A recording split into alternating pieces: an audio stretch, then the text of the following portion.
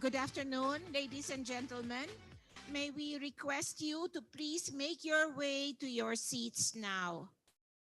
We would like to remind everyone to follow the health protocols of Cine Adarna. We recommend that you keep your masks on throughout the forum.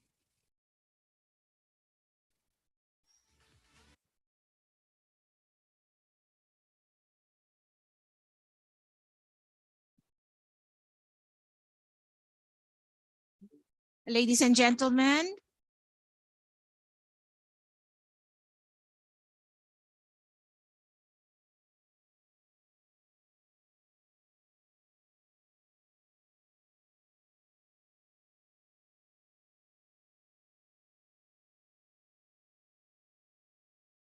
and gentlemen, the forum will begin in a couple of minutes. May we ask those who are still standing to please take your seats, and we request you to turn off your cell phones or put them on silent mode. While the forum is in progress, we ask that you not take any calls inside the theater.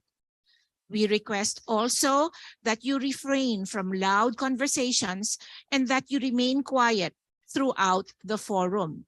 Let us show respect to all our speakers this afternoon.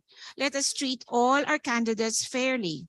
There will be no clapping or cheering, except at the end of the forum when you may clap for all the candidates if you wish. Thank you very much.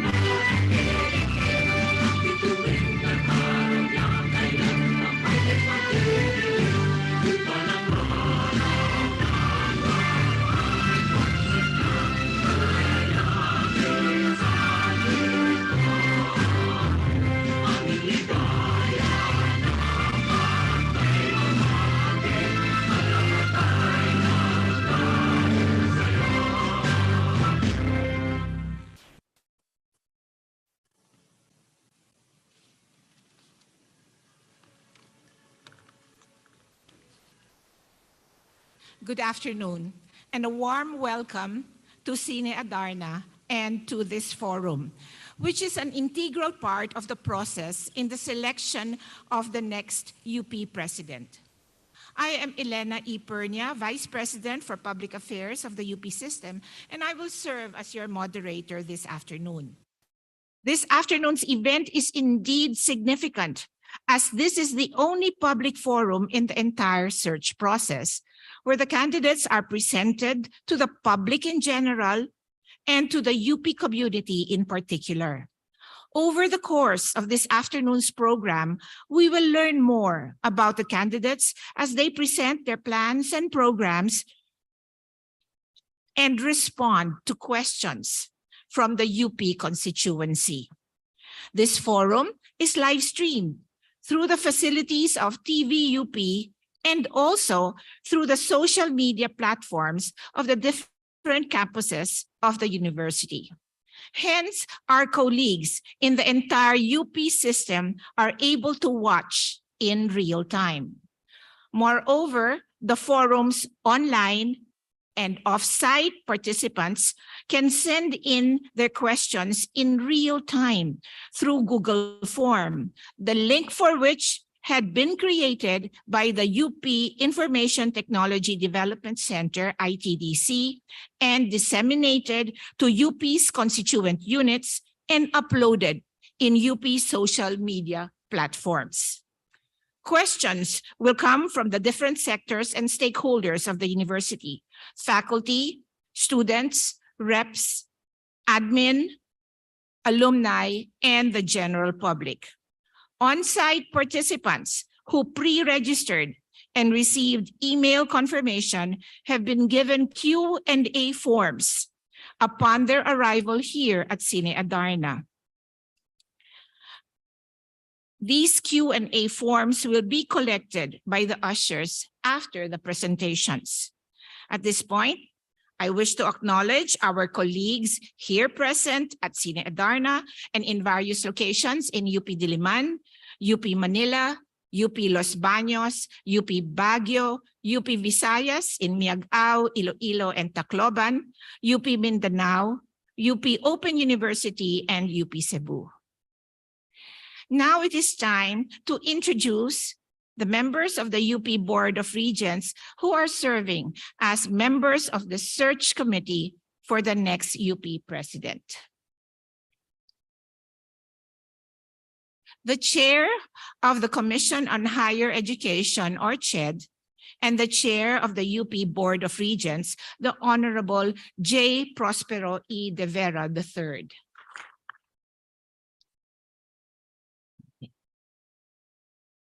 The incumbent president of the University of the Philippines and co-chair of the UP Board of Regents, the Honorable Danilo L. Concepcion.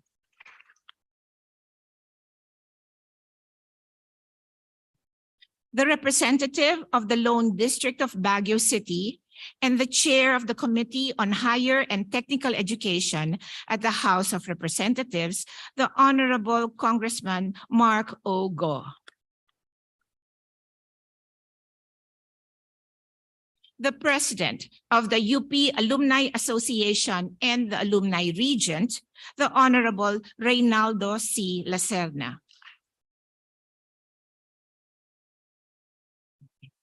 President and Chief Executive Officer of the Cardinal Santos Medical Center and also an alumnus of UP Diliman, the Honorable Raul C. Pagdanganan.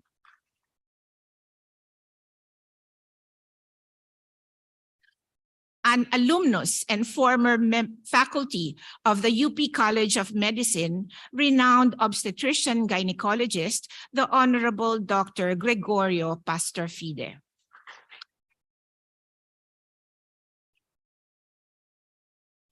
A professor at the UPLB Institute of Biological Sciences and the current faculty regent, the Honorable Amy Lynn Barrion Dupo.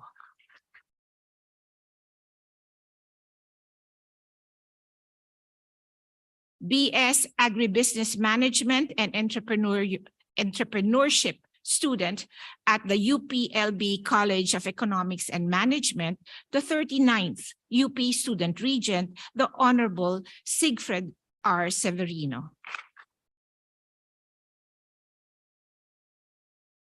The 7th UP Staff Regent, representing the sectors of research, extension, and professional staff, or reps, and the administrative staff, an alumna of UPLB, the Honorable Victoria Canape Belegal.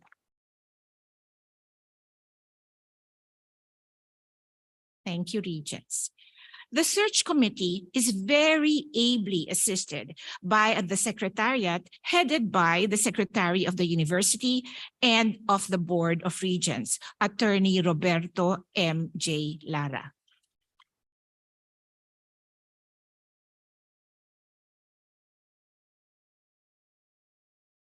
Now we go to our opening remarks, and for this, may I call on the chair of the UP Board of Regents, Professor Dr. J. Prospero De Vera III.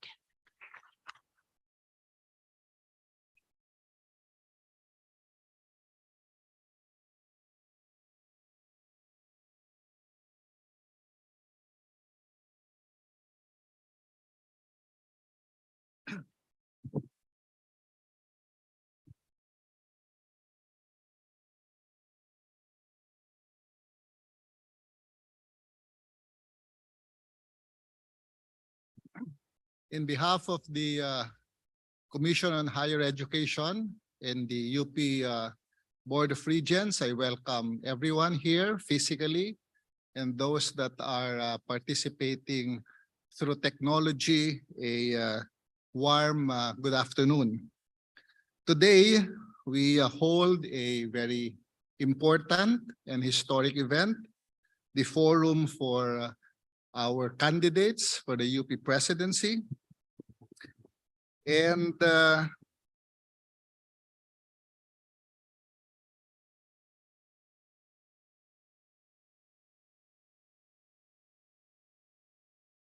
I do not, and I think we all agree that whoever is selected from our candidates today will play a truly historic and important role, not just for the university, but for the country at large.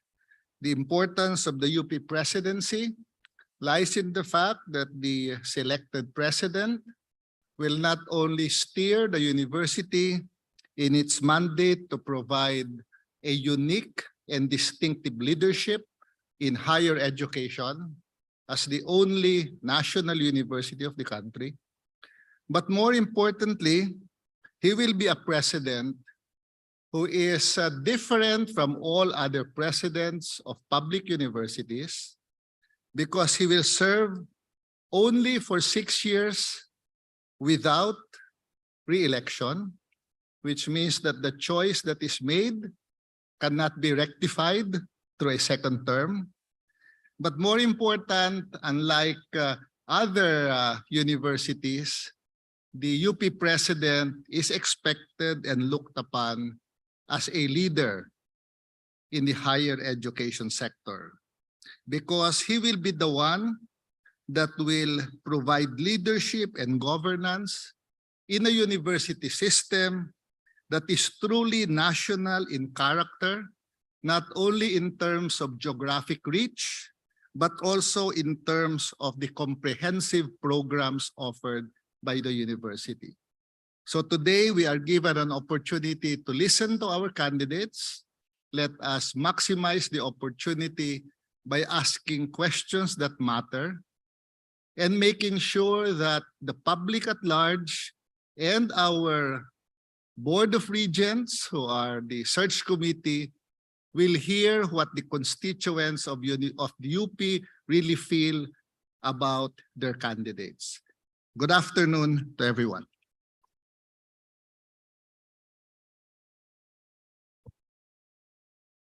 Thank you, Chair De Vera, for your words, for the reminder on the tasks facing the next president of the university in the context of the nation's higher educational sector, and importantly, the challenge that that person faces as president of the national university. Before we give the floor to our candidates, let me reiterate the rules of the presentation, which had earlier been released to the candidates and to the public.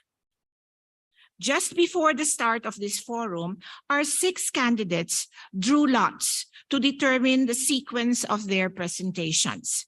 Hence, the arrangement of their nameplates on the stage. The candidates have only 10 minutes to present their vision, mission, and goals, and 1 minute to wrap up their main points. At the 8th minute mark, each candidate will be informed with a sign that they have only 2 minutes left for their presentation. At the 10th minute, another sign, 1 minute wrap up, will inform the speaker that they have 1 minute to summarize the presentation. A buzzer will ring at the end of the 11th minute, and the speaker, you heard that, and the speaker will have to leave the podium whether or not they have completed their presentation. Questions from the online audience and from the floor will be asked after all the candidates have made their presentation. Now, we proceed to the introduction of the candidates for the next president of the University of the Philippines. Any one of them, ladies and gentlemen, will become our next president and will serve from February 2023 to February 2028. I will introduce them in alphabetical order, and I ask them, as I mention your names, please make your way to the stage and to your designated position on the table. The full CVs and vision and mission plans of each of our candidates are available and may be viewed and downloaded from the official website of the Office of the University of the Secretary of the University, from the Office of the Secretary of the University. Our first candidate is President of Catanduanes State University and former President of Eclaro Business Solutions Incorporated, Dr. Patrick Alain T. Azanza.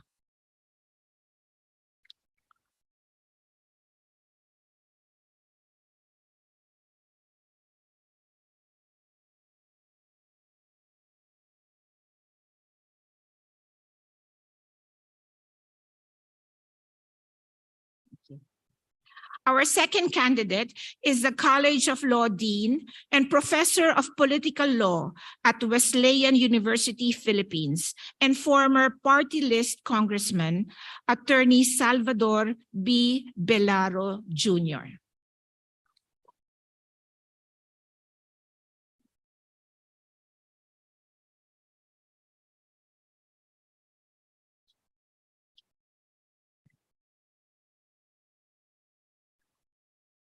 The third candidate is currently an affiliate at Haromay, Laurente and Associates Law Offices and previously labor attaché with assignments to Japan, Kuwait, and Iraq.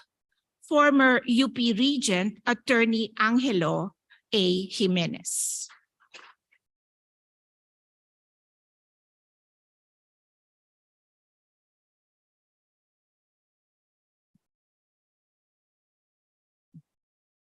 Our fourth candidate is the current Chancellor of UP Diliman and a Professor of Mathematics at the UPD Institute of Math and Chair of the Mathematical Sciences Division of the National Research Council of the Philippines, Dr. Fidel R. Nemenso.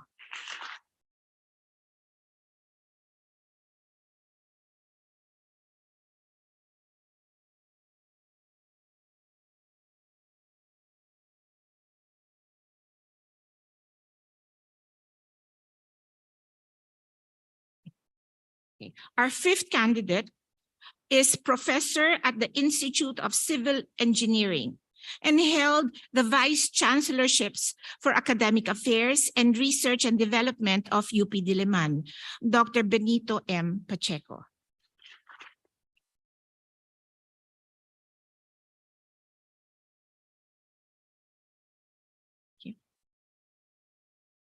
And our sixth candidate is a professor of horticulture at the UPLB College of Agriculture and Food Science, former chair of the CIRCA Governing Board and former chancellor of UP Los Baños, Dr. Fernando C. Sanchez, Jr.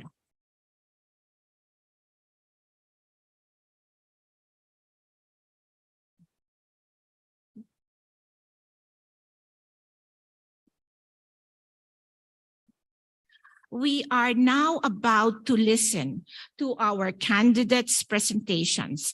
And based on the drawing of lots, the order of presentation will be as follows. And as you see on stage, first will be Attorney Angelo A. Jimenez, followed by Attorney Salvador B. Belaro Jr., then Dr. Fidel R. Nemenso, Dr. Benito M. Pacheco, Dr. Patrick Alain T. Azanza, and Dr. Fernando C. Sanchez. Before we do that though, may I again come up with a reminder. May I remind the candidates that your presentation is limited to 10 minutes. Again, reminders will be shown at the 8th and 10th minute mark. Please make sure that you take a glance at the floor director. A buzzer will ring at the end of your allotted time and you will be asked to leave the podium. May I remind the audience that questions will be entertained at the end of all presentations. Now we start with our first candidate and we ask Attorney Angelo Jimenez to approach the podium. Dear honorable regents, my fellow citizens of the University of the Philippines system, mayong hapon sa atong tanan. Every generation entertains a conceit that theirs is a turning point in history. And I believe in it now. When I reflected on this candidacy, I was consumed by one very important thought. That the important changes that requires strident responses from us today are real. They are disruptive. They have incredible velocity. 3 years ago, we all live a different life than today. And this is one of the characteristics that I think would inform any response for UP as an institute of higher learning. The big question I would like to pose really is not as big as Newton would like to pose on an Einstein on the origins of the universe, but it is important because it would deal with something about the purpose of the University of the Philippines. And the question is this: what is the future of learning in the digital age? I would like to look back at this historical event that would inform any of our responses that I believe. First is the pandemic. Never in the history of mankind has a pandemic affected the entire world. And maybe because of the world has gotten smaller because of advances in science and technology. It is globe-girdling. I just came from Khartoum in Sudan to fulfill a consultancy at the UN, and I've seen it there. Except that they don't take care of them too much because they told me we have bigger problems. There's almost a semi-civil war here. It is truly globe-girdling. And it is historic and I believe epoch-changing. This is not a conceit because we have evidence to show. And it is fast. And this pandemic threatened to isolate us from each other.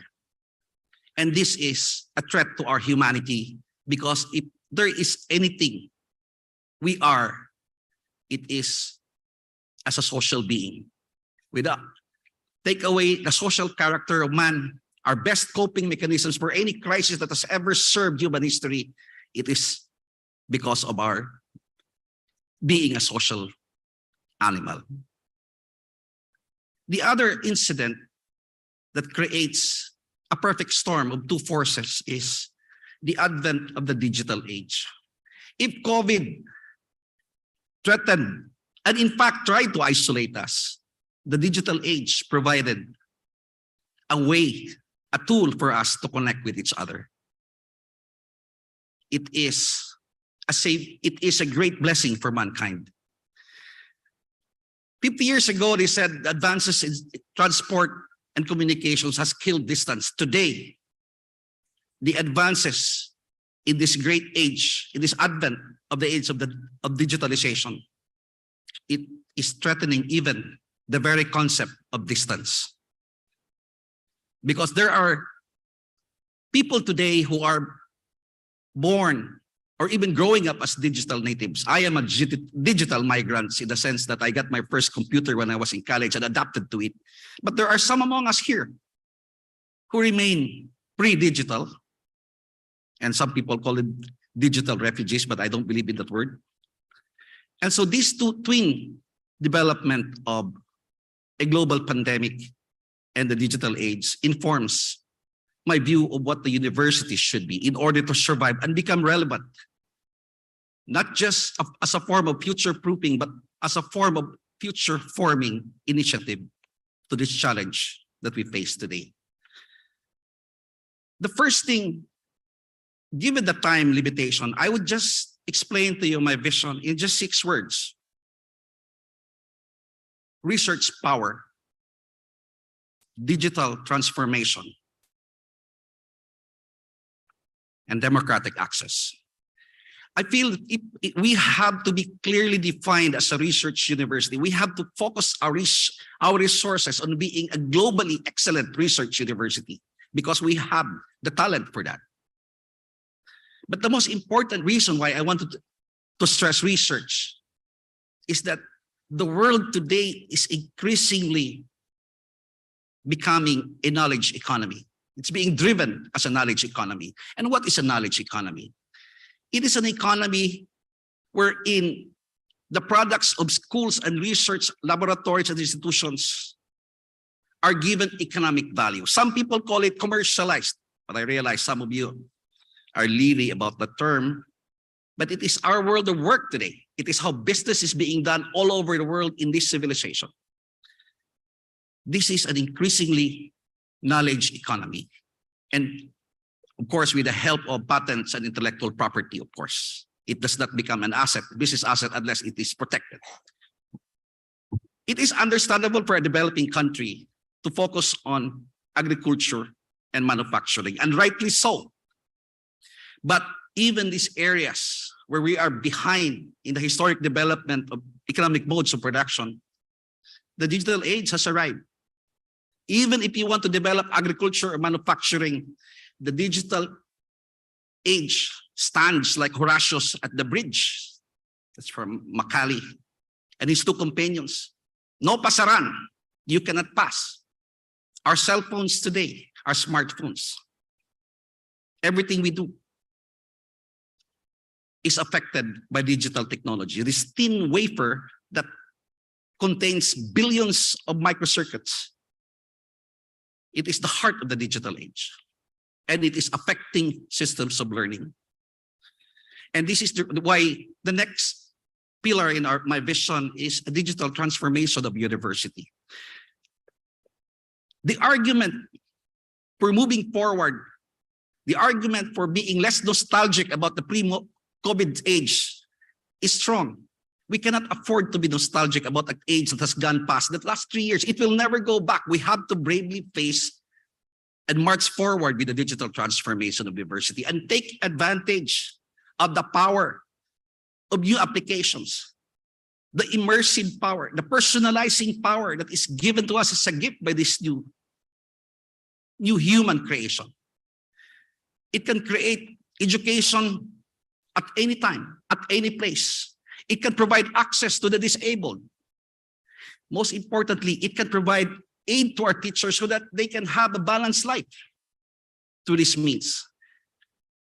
If there is not anyone here who is convinced from what we have seen about the advantage, then we just simply have to go on coaxing, cajoling. The other thing is that it is also important even for the administration of UP. You know, our most vulnerable sectors are the contractual workers. Can you imagine being paid 6 months late? I'm a labor practitioner. A lot of things can happen and a lot of damage can be done permanently if you delay that salary. But we need only establish even off-the-shelf technology for automating our systems. We have to move forward. There is no going back. Because if we don't make the digital technology be useful for our purpose, we will be controlled by it. The final pillar in my vision is something that has to do with my advocacy as a student leader, as a chairman of UP Diliman Student Council, and a member of the a sectoral representative of the students, and this democratic access to UP. My view of this democratic access is twofold. Number one, I want to work forward to close the gap between the quality of learning using quality assurance between all the UP units. Some of our UP units are more advanced than the others, and people crowd into one single unit, and the rest would have lesser takers, unless they're not qualified. I think you know what I mean. We would like to close the gap. The other thing is that after closing the gap, you would like to close the gap between UP education and the rest of the SUCs, starting with the centers of excellence per region. In this way, the best of our minds in the provinces can get a UP education without actually being in UP. And this is, once again, not just a gift of digitalization, but a gift of just equity. That is true democratization. Ladies and gentlemen, I am privileged to be just standing here before you as a candidate. I have no vested interest in UP. I work in the government in different roles in the government. Very conscious that I am also an oblate, and therefore I'm very much a part of the university. And I believe, like many other UP students do, that you can take us away from Diliman or any UP constituent unit, but you cannot never take away UP from us. Maraming salamat po.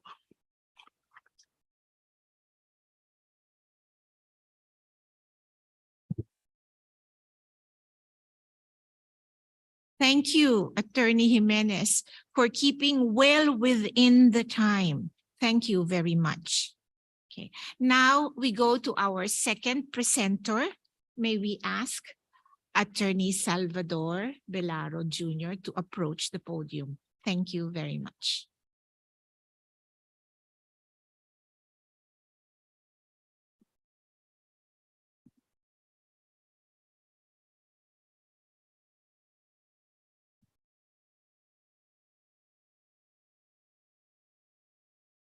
Unang-una po, gusto kong magpasalamat sa ating ginagalang na Board of Regents sa pagtanggap po sa aking nominasyon.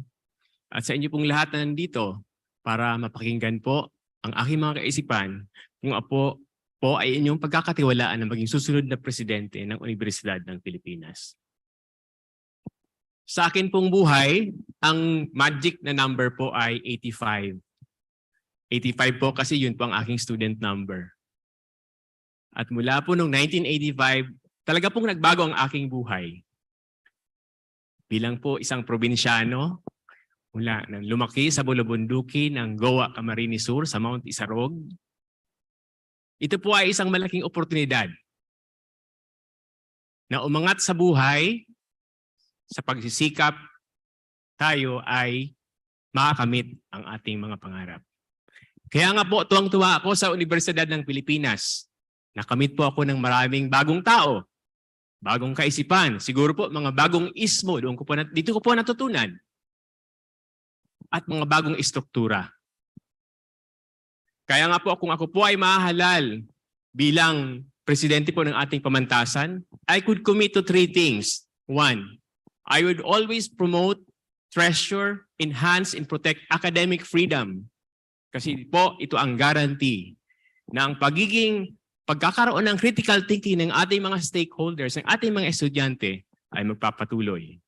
Pangalawa, I will commit na yung democratic access po sa ating universidad in accordance with the UP Charter should be preserved. At pangatlo po, dapat po nating i-prioritize ang interest ng ating mga stakeholders. Noong nakaraang pandemya po, nakita natin na tayo po ay pinitpit ng pandemyang ito to the barest essentials.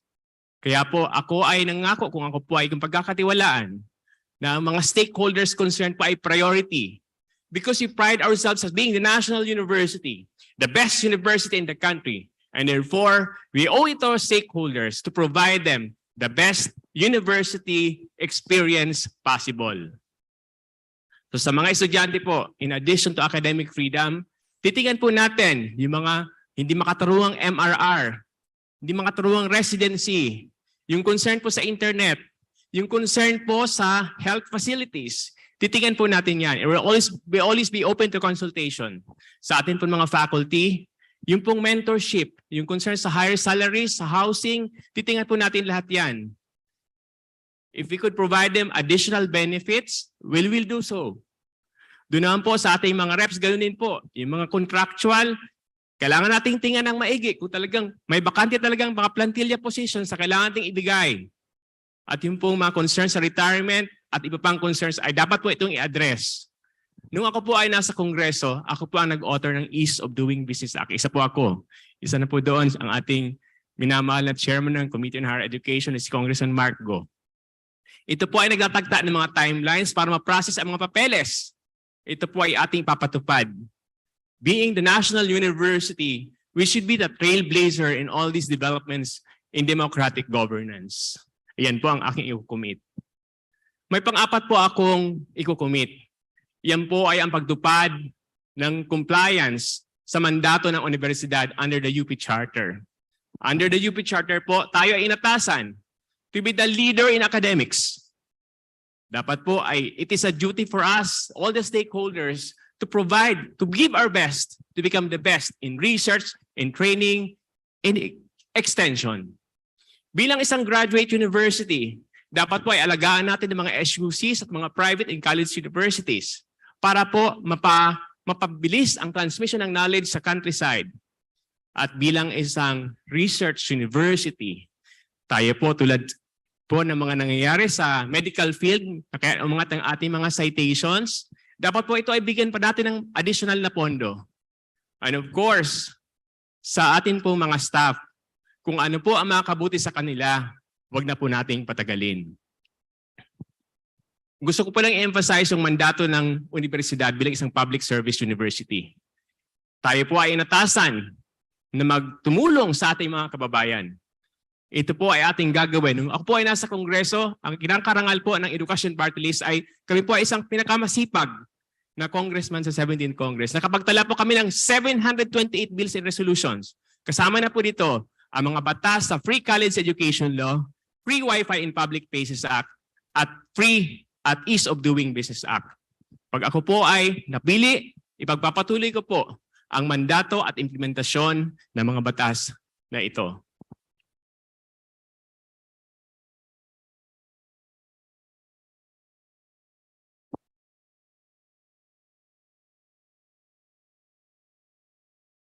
Ladies and gentlemen, I am very glad to have read the mission and vision statements of my fellow nominees.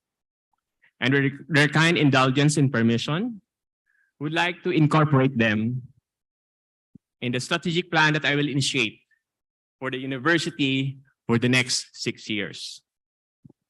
I am in fact in perfect agreement with the plan to make a data-driven organization, to make the university a catalyst for national development. That we should reimagine UP in at least 15 or more possibilities. That we shall have an agile, smart, and high-impact UP. And that UP shall be a venue that asks the big or the biggest questions of our time. But sometimes, ladies and gentlemen, the best idea is often the simplest. The idea that I wish to put forward is that all the aforementioned proposals require funding. Adequate funding, more funding. In my mission and vision statement, I propose that UP should be a global university, the Filipino Global University. To attain that status, the UP community, we should all join hands to produce the wherewithal, the funding to make that happen. Pag ako po ay napili na presidente, it is my commitment to lead the university to that direction. Hayaan niyo po ako magkwento ng aking personal experience to hammer down my point on the essentiality of adequate funding. In 2004, I was admitted to the Master of Laws program at Cornell University in New York, USA. One of the world's leading global universities by whatever assessment agency we ask. Yours truly was elected class representative of our class compared of 82 students coming from 82 countries across the world. In that capacity, I had a personal experience to observe the administration of a leading global university in all its features. Its extensive researches producing the output of the likes of Carl Sagan, as well as many Nobel laureates. The very cosmopolitan outreach and extension programs and services in various parts of the globe. Classroom instruction aided by the latest in technology. Admirable teacher-student ratio. An alumni and inextricably linked to the various programs of the university. And faculty members and staff enjoying more than security of tenure and a satisfying working environment. Mga kaibigan, ito po ang aking nalaman. That Cornell has an endowment fund of $7.2 billion. In my capacity, also as class representative, I also did liaison work with other schools in the Ivy League and learned that the respective endowments range anywhere between $5 billion to $39 billion. On the other hand, yung budget po ng ating universidad for 2022 has been given a total budget of 20.174 billion pesos. If we take the lowest in the Ivy's endowment fund of 5 billion, sabihin na po natin 5 billion pesos lang, US dollars, that would mean around 286 billion pesos. And in simple terms, it means that such a budget is around 14 times more than that of the UP budget. By implication, simplistic as it may sound, we need to get a budget which is 14 times more to become a truly global university, not just in talk, but in action. Ladies and gentlemen, indeed it is a tall order, a very tall order to become a global university. But we have no choice. We are already lagging behind other universities in Asia. We have no choice but to take the bold step to become a global university. Under my administration, I will make the growing of UP's endowment funds a priority so that in the long run, it will be interest that these funds that we will spend for taking care of the various costs of administering a growing university.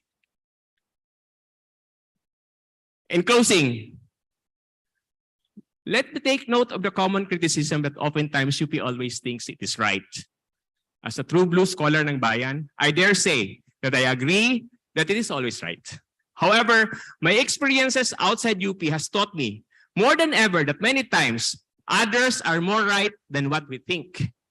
Perhaps it is about time that the community, as a community, we make that effort to look more outwardly, to look on how others do it and spot the best practice always. After all, UP is not always the center of the universe. But we, as a community, can join hands, re-strategize, and assert our rightful place in it. Long live the Filipino people. Long live the University of the Philippines. Mabuhay po tayong lahat. Thank you very much, Attorney Belaro. Thank you for your presentation. We understand there is really a lot more to be said. However, time is a resource that should be equitably distributed and used by all. Thank you very much again. Our third presenter, may we call to the podium Dr. Fidel Nemenzo.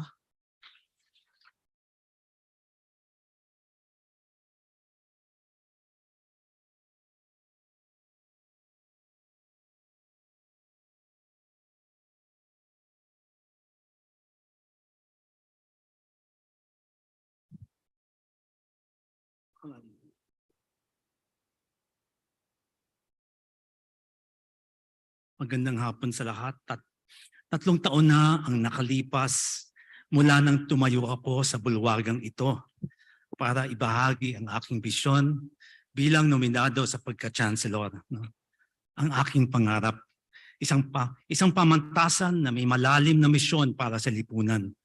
Isang pamantasang moderno, malawak ang saklaw at malayang nakikipag-ugnayan sa mundo. Pamantasang lumalago sa bawat disiplina, kaalaman at kakayahan. Pamantasang pinagyayaman ang husay at dangal tungo sa lipunang makatarungan at makatao. Ngunit ang aking termino bilang Chancellor ay sinalubong ng matinding krisis. I was barely a week into office when the COVID-19 pandemic compelled me to reframe my blueprint so we could urgently respond to the public health crisis. My vision materialized under immensely difficult conditions. Being interdisciplinary meant mobilizing the COVID-19 task force of faculty, experts, staff and students, and researchers in both the social sciences and humanities to keep the pandemic at bay. Modernizing research and education meant diving into teaching innovations, developing new information systems, and harnessing necessary technologies for the shift to the blended learning environment. Our public mission was veered towards tracking and studying the virus. We offered our emptied halls and dormitories as testing centers, isolation facilities, and lodging houses for frontliners. We jumpstart community vaccination through the Bakunahan sa Diliman, which served not only the UP community, but the entire city of Quezon City. Though many battles tested the 3 years of my administration, we were able to chart new territories in research, education, administration, and public service. We persevered, we learned, we served. I'm proud of what we as a community have achieved together. This is why I stand before you today asking for a chance to serve all of the 8 constituent universities in the 17 campuses that comprise the UP system. Having a first-hand view of its challenges, I'm confident that we shall overcome. In various posts, I helped steward a campus composed of 27 degree-granting colleges, 27,000 students, more than 55,000 residents, and more than 3,500 faculty, staff, and reps. I've known this university intimately. It has never backed down from a challenge, and in whatever battle the nation has faced, UP has always stood at the front lines. I envision a UP system that is agile, smart, and high impact. I will build an agile UP that pivots and quickly responds to disruptions. We will use our newest academic research programs to anticipate and adapt to change, just like the life-saving work of the Philippine Genome Centers in Diliman, Miagao, and Davao that were critical to our government's COVID-19 response. We will take advantage of the UP Data Commons, a high-performance data center computing and storage facility that was inaugurated during my term, and the new PhD programs in data science and artificial intelligence that I championed under my watch. Last September, the BOR approved our proposal to establish the Center for Intelligent Systems, a UP-wide hub for research and policy using data science and artificial intelligence. I will build a smart UP. This means accelerating our digital transformation while addressing inequalities in access to technology that are responsible for the so-called digital divide. In Diliman, we made sure that technology benefited everyone by upgrading the computerized registration system, or CRS, as well as our homegrown virtual learning management system, or OVLE.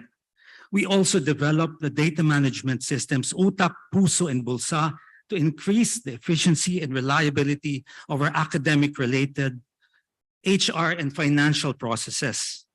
I look forward to working with the constituent universities to build and enhance similar processes. I am proud of our homegrown technologies built by our own researchers, scientists, and engineers to address problems and serve our needs and aspirations. UP's digital transformation will also include bolstering the archives for proper conservation of our history and heritage, as well as an art restoration and conservation center that will serve all constituent universities. Third, I will build a high-impact UP. We will leverage the diversity of critical knowledge produced across the UP system on a range of areas such as maritime and the blue economy, agriculture and food security, indigenous and cultural studies, archaeology and anthropology, health sciences and medicine, art production and translation, technology transfer, open learning, and distance education. We will translate research outputs into multidisciplinary national policy recommendations and work with the government on a shared governance agenda. UP is well positioned to lead and participate in these hard but necessary conversations on national issues. We have done this through a UP Diliman Task Force blueprint for building the nation.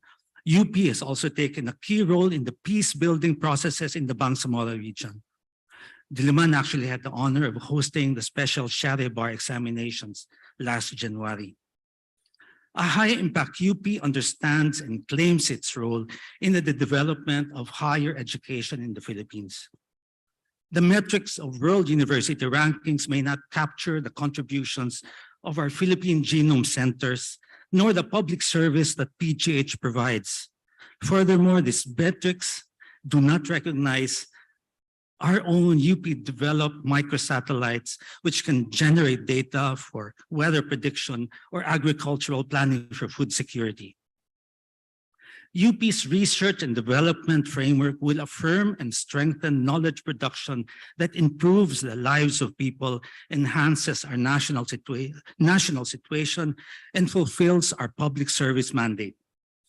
Hence, I will work with other government agencies and universities to promote and enhance the Philippine Citation Index, to strengthen local journals, especially in the social sciences and humanities.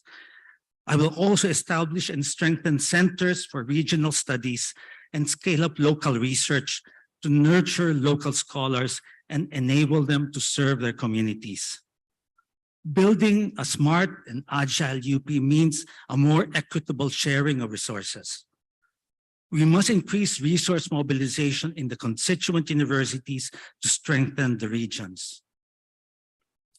Finally, I will pursue a policy of internationalization that will enhance our reputation and standing nationally and globally. But we will anchor this on our duty to the nation and to countries of the Global South. This also means emphasizing the importance of UP's general education program in shaping globally oriented and nationally rooted graduates. Kilala ko ang UP. My vision is not just based on a future I want, but on the history of this university, what I know it is capable of, and what I have seen it accomplish in the many ways I've had the honor of contributing to it, as a student, as a faculty member, as a researcher, and administrator. Mahal ko ang UP. I have loved it through seasons of strife and seasons of grace. My years as Chancellor and Vice Chancellor taught me to navigate and balance the new and sometimes competing demands of faculty, students, reps, and staff. Ito ang mga humubog at lalong nagpapatatag sa akin. Dito ko natutunan ang kahalagahan ng pakikinig. Ito ang mga nagpatibay sa aking paniwala sa demokrasya kung saan lahat ng miyembro ng komunidad ay pinakikinggan at pinahahalagahan. It takes a community to move the university forward, and I am part of this community. Simula pagkabata, lubog ako sa kultura ng universidad. Alam ko ang kanyang mga kahinaan at kalakasan. Alam ko ang kanyang puso at pulso. I fortify UP is through democratic and collegial processes, and by fortifying the strengths of every autonomous yet integral part of the UP system. Hindi madali ang daang ating tinatahak, pero hindi nga tayo sumuko sa harap ng krisis, kaya tayo sasalubong sa anumang haharapin. Mula sa ating kolektibong danas, palalakasin natin ang ating pinagkaisang mithiin, isang pamantasan ng bayan para sa bayan. Maraming salamat po. Daghang salamat sa tanan.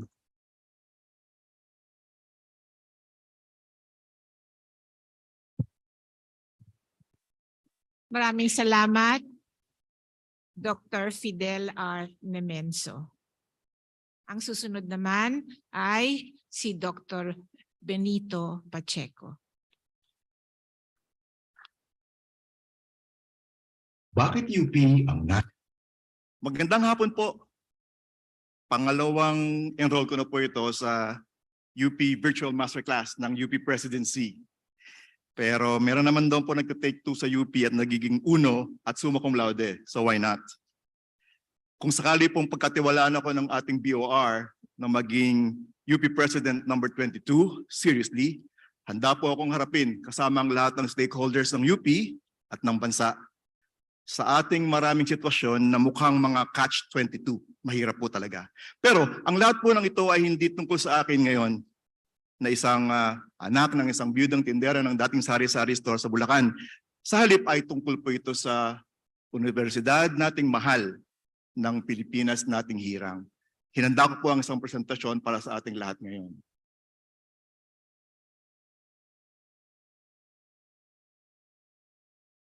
Bakit UP ang National University ng Pilipinas? Paano UP maging the National University?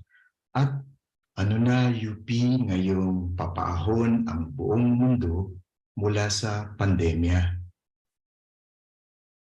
Bakit UP? Sa UP Charter of 2008 o RA 9500, responsibilidad ng Estado na mag-promote ng right of all citizens to accessible quality education. Polisiya nating paboran ang academic freedom. Layunin nating mag-promote ng advanced studies, specialization, graduate studies. Pero bakit kaya UP? Bakit kaya 250% o 2.5 times mas lamang daw ang tsansa ng pinakamayayamang aplikante para ma-admit kaysa sa mga pinakamahihirap? Bakit kaya 30% lang ang mga graduate students? Bakit kaya 25% ang total budget share ng UP system sa lahat ng higit sa 100 state universities and colleges? Paano naman kaya UP mapabubuti natin ang sitwasyon? Sa palagay ko, makatutulong ang pagtanaw sa pangmatagalang kinabukasan o foresight. At doon natin maibabase ang pangmadaliang pagpaplano para sa ngayon. Marami kasing posibilidad. Mula sa tatlong sulok ng panahon, malinaw kaya sa atin, halimbawa, ang mga pabigat ng nakaraan, ang mga tulak ng kasalukuyan, ang mga hatak ng bukas. Halimbawa, paano nga kayang epekto sa atin ng tradisyonal na academic departments, yung kaya ay nagmimistulang academic silos? At paano naman kaya tayo apektado ng kasalukuyang sistema ng university ranking at yung matatawag na kultura ng audit sa mundo ng akademya ngayon? At paano naman kaya tayo makasasabay bukas sa paglawak lalo ng teknolohiya, halimbawa ng artificial intelligence or AI?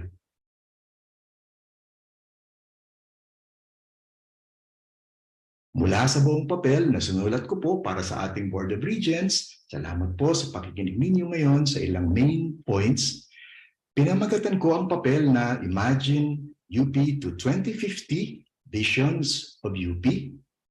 Imagine up to 2050 and beyond. Unang posibilidad kong mungkahin na pag-usapan itong mas demokratikong pagpasok ng mga first year at malawak na mga opsyon kung paano sila maka-attend sa UP. Pangalawang posibilidad ang pagkuha ng mga kursong minor katambal ng major na ginagawa sa magkaibang departamento. Mga halimbawa sana ito ng crossing boundaries o paglaya sa mga limitasyong naging balakid sa mga estudyante. Ang possibility 3 naman ay may kinalaman sa maliliit pero kailangang mga programa sa iba-ibang rehiyon ng Pilipinas. Maaaring doon pa nga mag-cross-enroll galing sa malaking campus. Sa madaling salita po, maaari tayong tumungo sa pagiging bukas ng UP system, ng mga department at mga campus. At para mas matimbang ang mabuting kombinasyon ng bilang ng estudyante, faculty at staff, nariyan ang possibility 4 hanggang possibility 7.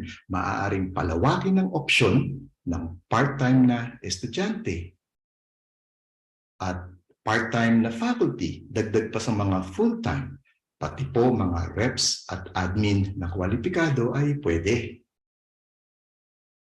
Maging mga edad 65 hanggang 69 na retired ay maaaring magpatuloy sa pagtuturo dahil napakagaling nila. At yung mga full-time faculty naman po ay maaaring maging part-time consultant pa sa labas ng UP nang may permiso. Mga halimbawa sana ito ng crossing boundaries o paglaya sa mga limitasyong naging balakid sa mga faculty at staff. Sa ganoong paraan, ang estudyante man, faculty man at staff man ay magagamay sa sabay-sabay na gawain. Para naman lumaya rin sa kalabisan ng kulturang audit, possibility 8 na ang mga grado ay hindi na numero. At wala na ring formal na limit kung gaano kabilis dapat makatapos sa programa dahil iba-iba na nga ang sitwasyon ng mga estudyante sa pag-aaral, pamumuhay o paghahanap buhay. Sa possibility 9, patuloy pa rin ang suporta sa mga low-income family. Yung possibility 10, ang mga Latin honors ay base na sa pagkakombinasyon ng major at saka minor at malaking porsyento ng gradong high pass. Mga halimbawa ito ng championing human agency or personal choices o paglaya sa mga limitasyong naging balakid sa pagpapalawak ng kaalaman kasabay ng pagpapalalim. Sa madaling salita po, mga posibilidad na ang focus ay sa kalidad ng pagkatuto. Sa student affairs, sa halip po na disiplina at parusa ang usapan, ayon sa possibility 11, pagkasunduan at isapraktika ang nababagay na sistema ng etika. Sa possibility 12, community curricular or com-curricular na ang ituturing sa mga dating extracurricular activities ng mga estudyante. Posible pong maisama pang mga iyon sa general education o kaya ay sa minor. Local governance naman ang punto ng possibility 13. Empowered ang mga departamento sa aktibong pagsubaybay sa mga crossing boundaries na nagaganap. Ang mga pakikibahagi sa lipunan na ganito ay halimbawa po rin ng cherishing team learning and lifelong learning o patuloy na kolaborasyon. At kasabay na halimbawa pa rin ng championing human agency and choices. Ang possibility 14, mobility across constituent universities, ay halimbawa naman hindi lang ng crossing boundaries, halimbawa rin ito ng championing human agency and personal choices at saka cherishing team learning and lifelong learning, hindi lang ng estudyante, kundi maging ng faculty.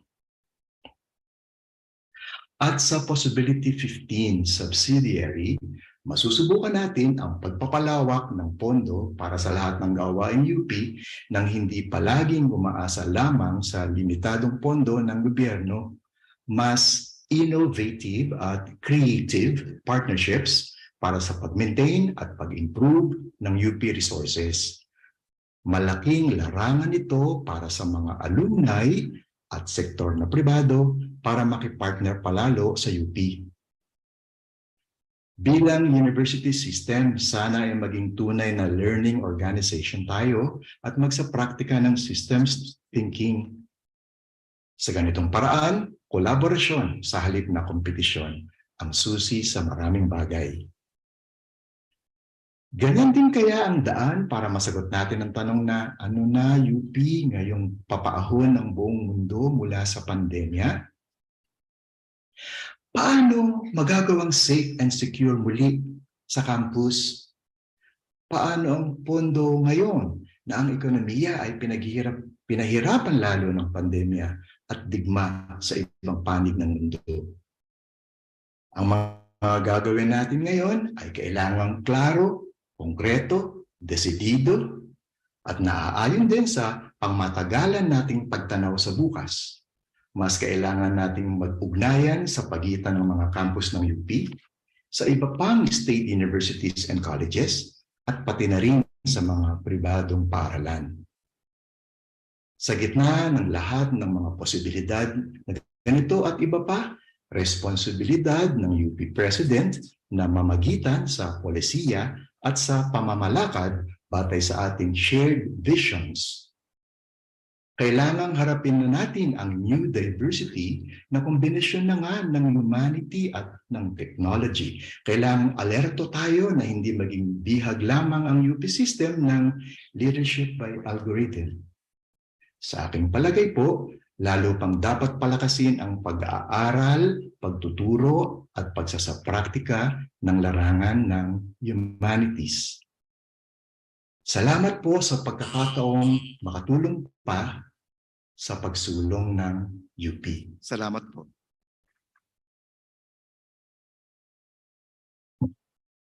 Tamang-tama. Maraming salamat para sa presentasyong naiba. Ang susunod ngayon ay ang presentasyon ni Dr. Patrick Alain Asanza.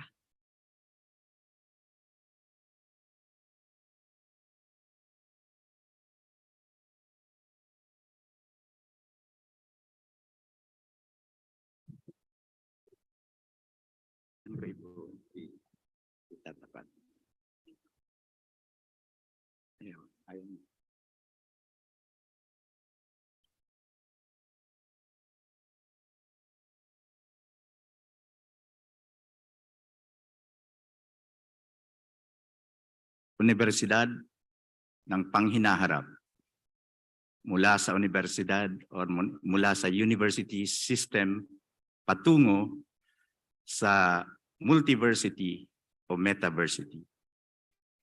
Mga kagalang-galang na kasapi ng ating Board of Regents, mga worthy co-candidates, mga binibini at ginoo, mga kapwa Pilipino. Ang akin pong vision para sa Universidad ng Pilipinas ay nakatuon sa kung paano ang Universidad ng Pilipinas ay iigpaw upang maging isang multiversity.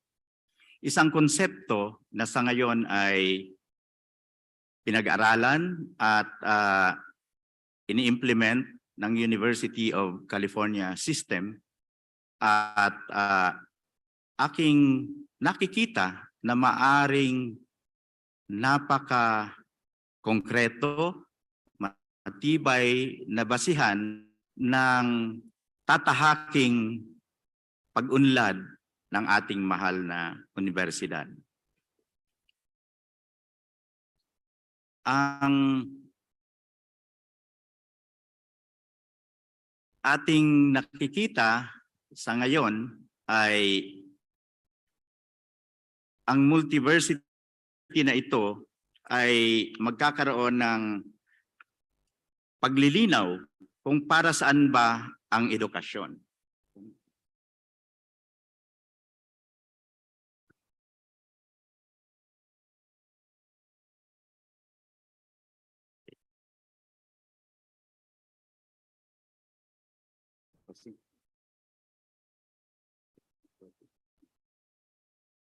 So, para saan ba yung edukasyon ang ating katanungan? Nasasabi natin that it's for the search for truth and new knowledge. Transformative systems ang dapat na i-develop nito. Iangat ang ating mga potensyal, ang ating diversity, at higit sa lahat, hanapin ang ating kasiyahan bilang mga tao. Ngunit, ano nga ba ang ginagawa ng universidad sa ngayon? We have trained our students and we seem to develop them to develop skills and talents useful for work and industry. In short, the university seemingly is an assembly line to produce the best products that will serve industries and work organization, and to some, to create wealth that would provide and support the individual person for human survival or perhaps for supremacy. Angkop nga ba ito? Ito nga ba ang dapat na gawain ng isang universidad? Naririnig pa po ba natin yung salitang in pursuit of science or for the sake of art? Learning for the sake of learning, learning for the sake of pursuing knowledge. And ito yung anchor ng academic freedom.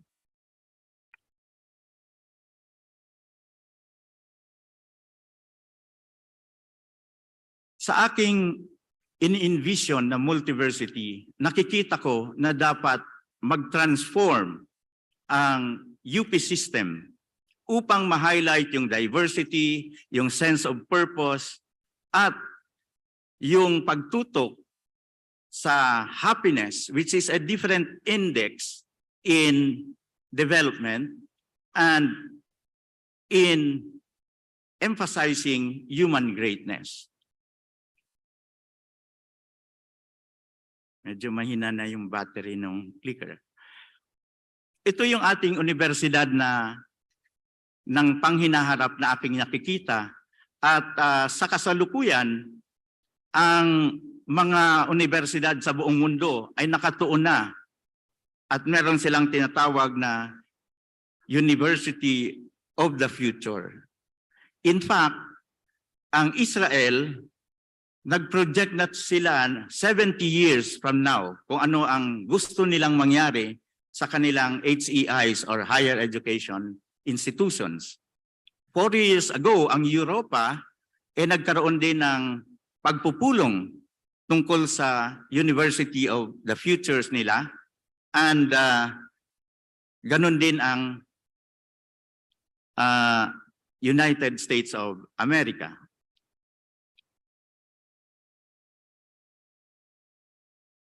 Nais kong i-emphasize yung steps sa transformation, at dito sa aking presentasyon, malinaw yung bawat hakbang na ating dadaanan mula sa konsultasyon bawat universidad at na constituent university hanggang doon sa strategic planning na dadaanan, papunta sa policies and processes adjustment at curricular and academic program reforms.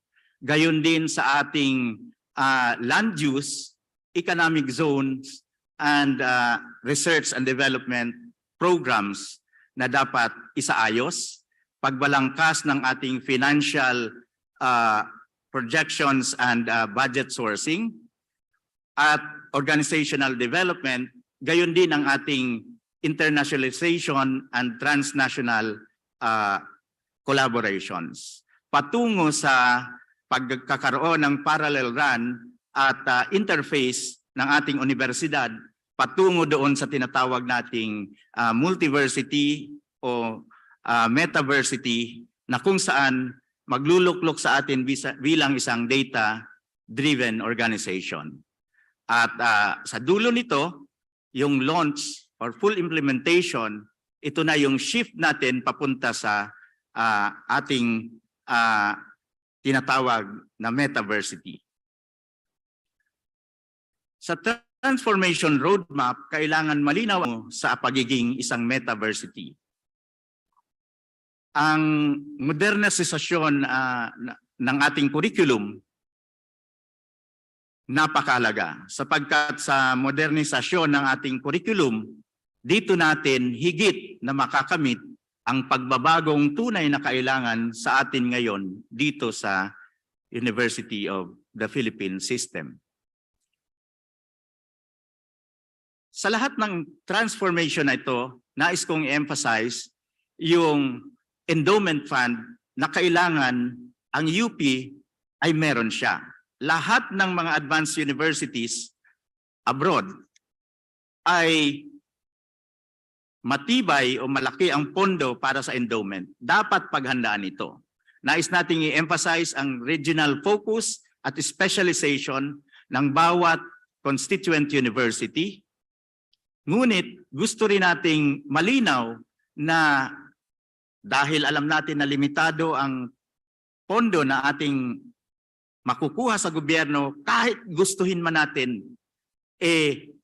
kailangan magkaroon tayo ng inisyatiba para magtayo ng mga economic zones kung saan natin pagkukunan ng mga biyaya na dapat o benepisyo na dapat ibigay sa mga stakeholders natin, lalo na sa estudyante, mga faculty members, research staff, at admin staff.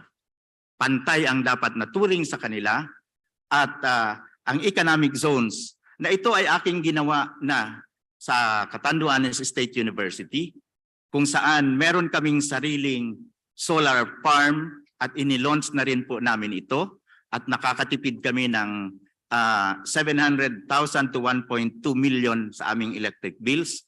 Ginawa ko po ito at hindi lamang pinaplano at alam ko na kailangan gawin ito ng mga universidad na kagaya ng UP sapagkat magkakaroon tayo ng financial independence kapag gagawin natin ito. Nais din natin dapat tutukan ang impactful researches natin na talagang tutuon sa mga problema ng ating lipunan at gagabay sa atin sa ating pag-unlad. So, at the end of the day, it's all about the ecosystem. Kailangan mag-focus tayo sa mga stakeholders natin na ito. At sa kaduluduluhan, kailangan ma-enhance din natin ang ating komunidad at magkaroon tayo ng marka sa national and global collaborations dahil papunta na po dyan ang ating mundo. So now is the time to reinvent UP and make it greater than ever. Higher education metaverse is very important. And the metaverse means collaboration and interdisciplinary education. The insights of the fields of humanities, the natural sciences, health sciences, engineering, and design, and all other courses have to be allowed to have a playground in the metaverse. Marami pong salamat. Maraming salamat din ho, Dr. Azanza. Ngayon, we invite our last presenter, Dr. Fernando Sanchez, to the podium. Please, sir.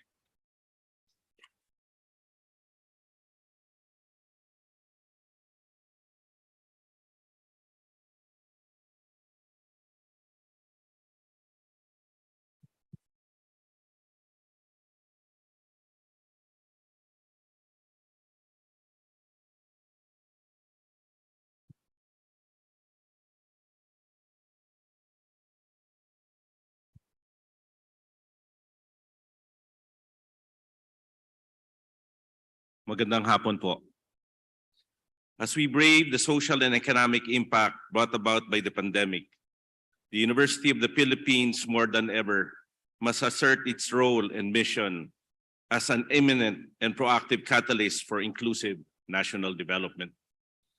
However, as UP embarks on such a mission, it is also important that UP strike a balance between fulfilling its mandate as the national university and performing its duty of nurturing and protecting its most precious resource, its constituents. I am Fernando Chintea Sanchez Jr., a true blue scholar ng Bryan, an agriculturist, and a former two-term chancellor of UP Los Baños.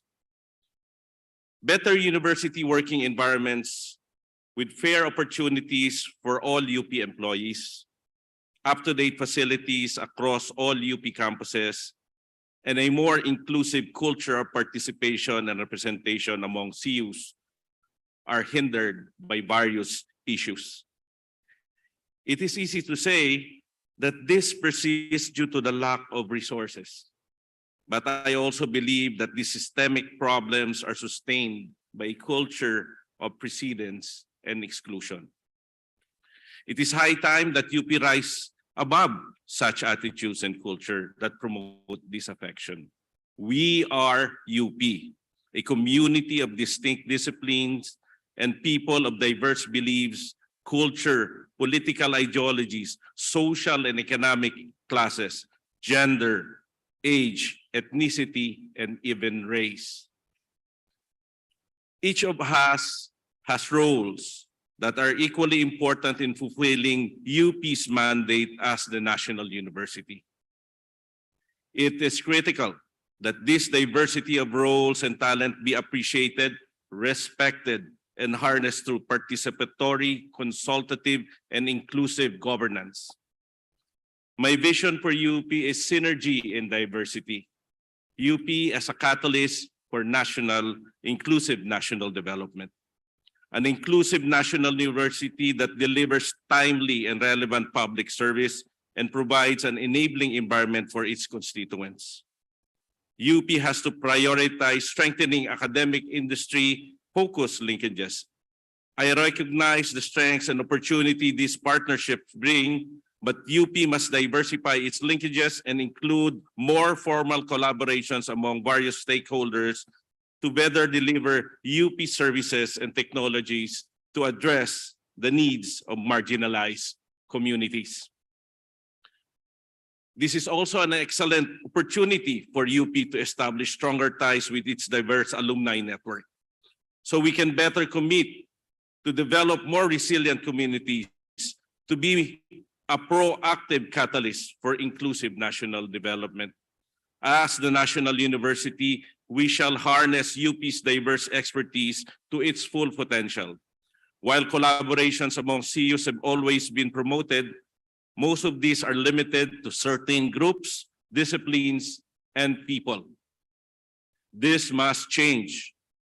UP needs a more inclusive program that will allow more constituents to participate in activities that will enrich their expertise while addressing national and global issues.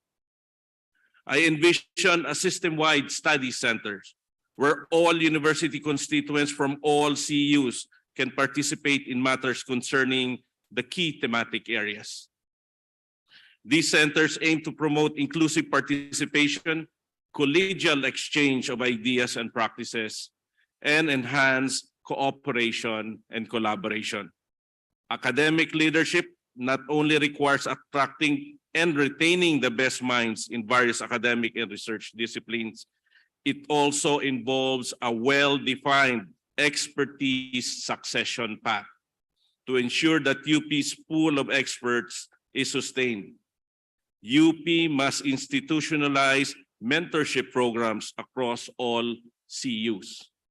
As UP leads in setting academic standards and innovation, attention must be given to the necessary competencies that all administrators must possess to better fulfill their roles.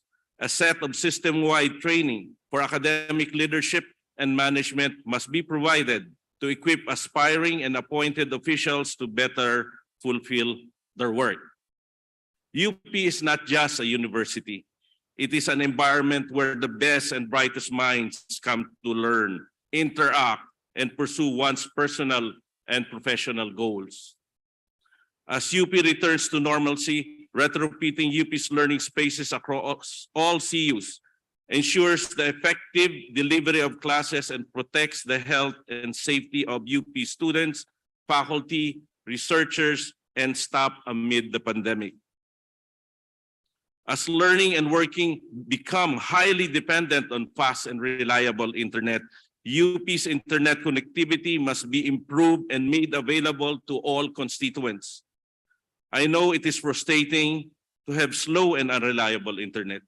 I will make it a point to improve UP's internet connectivity across all CUs.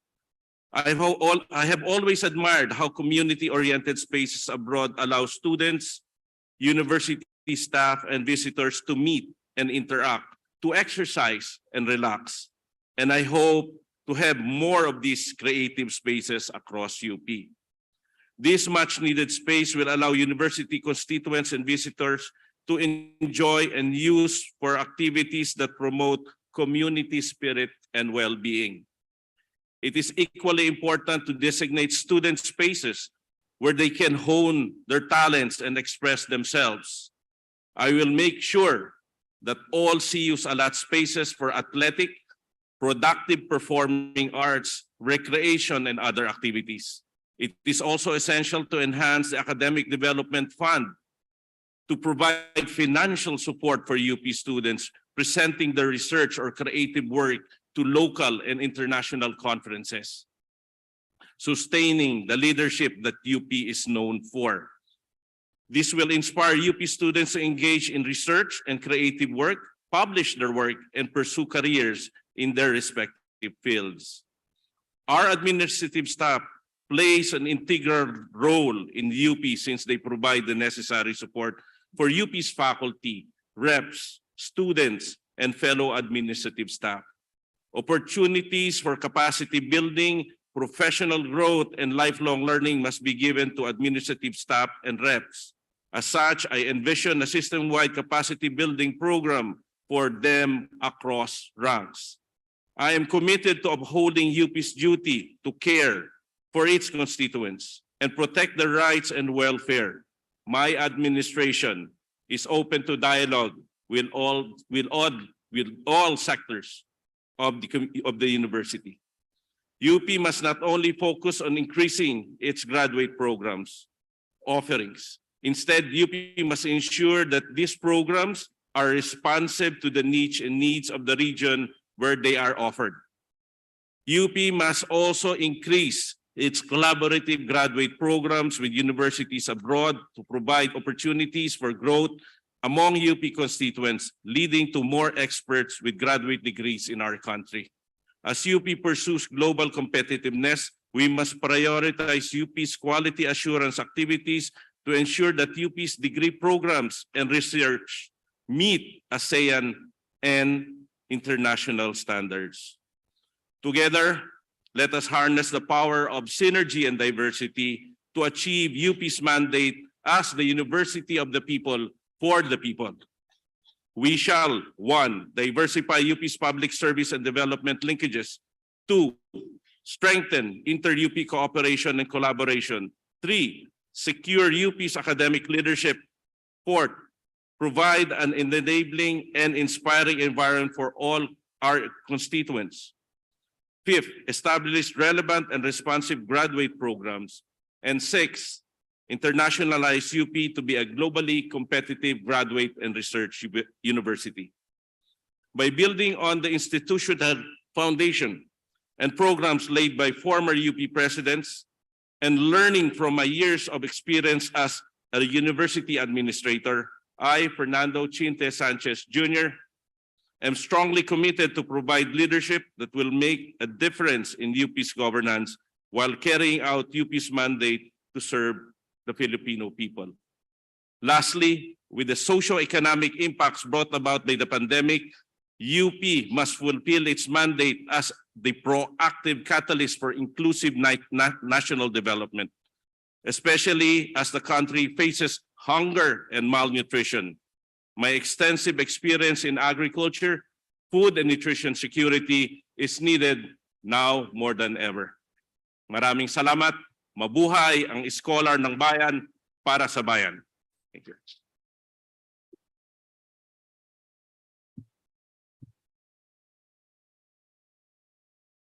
you. Thank you to all our presenters. At this point, maybe we can give a collective applause for all of them and thank them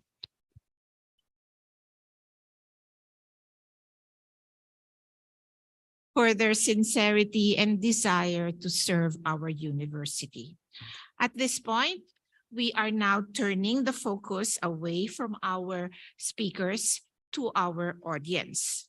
Okay, we are opening the Q&A portion of this forum. And yes, okay. We turn to our audience, the members of the UP community and the general public who have submitted their questions either online or through our through our ushers. I want to repeat lamang some items regarding the rules covering our Q&A. Okay, questions will be coming from the different sectors and stakeholders of the university. Okay, they have been collected, and throughout the forum, while our speakers were presenting, our hardworking group of pre-screeners and main screeners have been checking out the questions. Okay. The stakeholders had a chance to ask 2 questions, one sector specific and one general. The pre-screening committee comprised of, and I will introduce them, 6 members of our public affairs directors throughout the university are from UP Diliman, the director of the Information Office, Assistant Professor Jose Carlo G. Depano. From UP Manila, the Director of Information, Publication, and Public Affairs Office, Dr. Olympia Q. Malanyaon, MD. From UP Los Baños, the Director of the Office of Public Relations, Assistant Professor Mark Lester Chico. From UP Visayas, the Director of the Office of Alumni Relations, Professor Ray Carlo T. Gonzalez. From UP Mindanao, the Director of the Ugnayan ng Pahinungod, Mr. Michael A. Gatella. From UP Baguio, the Director of the Office of Public Affairs, Professor Cecilia Fe Santa Maria Abalos. The members, meanwhile, of our main screening committee are Honorable Regent Mark Go and Honorable Regent Amy Lynn Barion Dupo. The response of our candidates will be limited to 2 minutes each. Again, the rules are the bell will ring once again, at the mark of 2 minutes. Okay, now may I ask the questions? Here.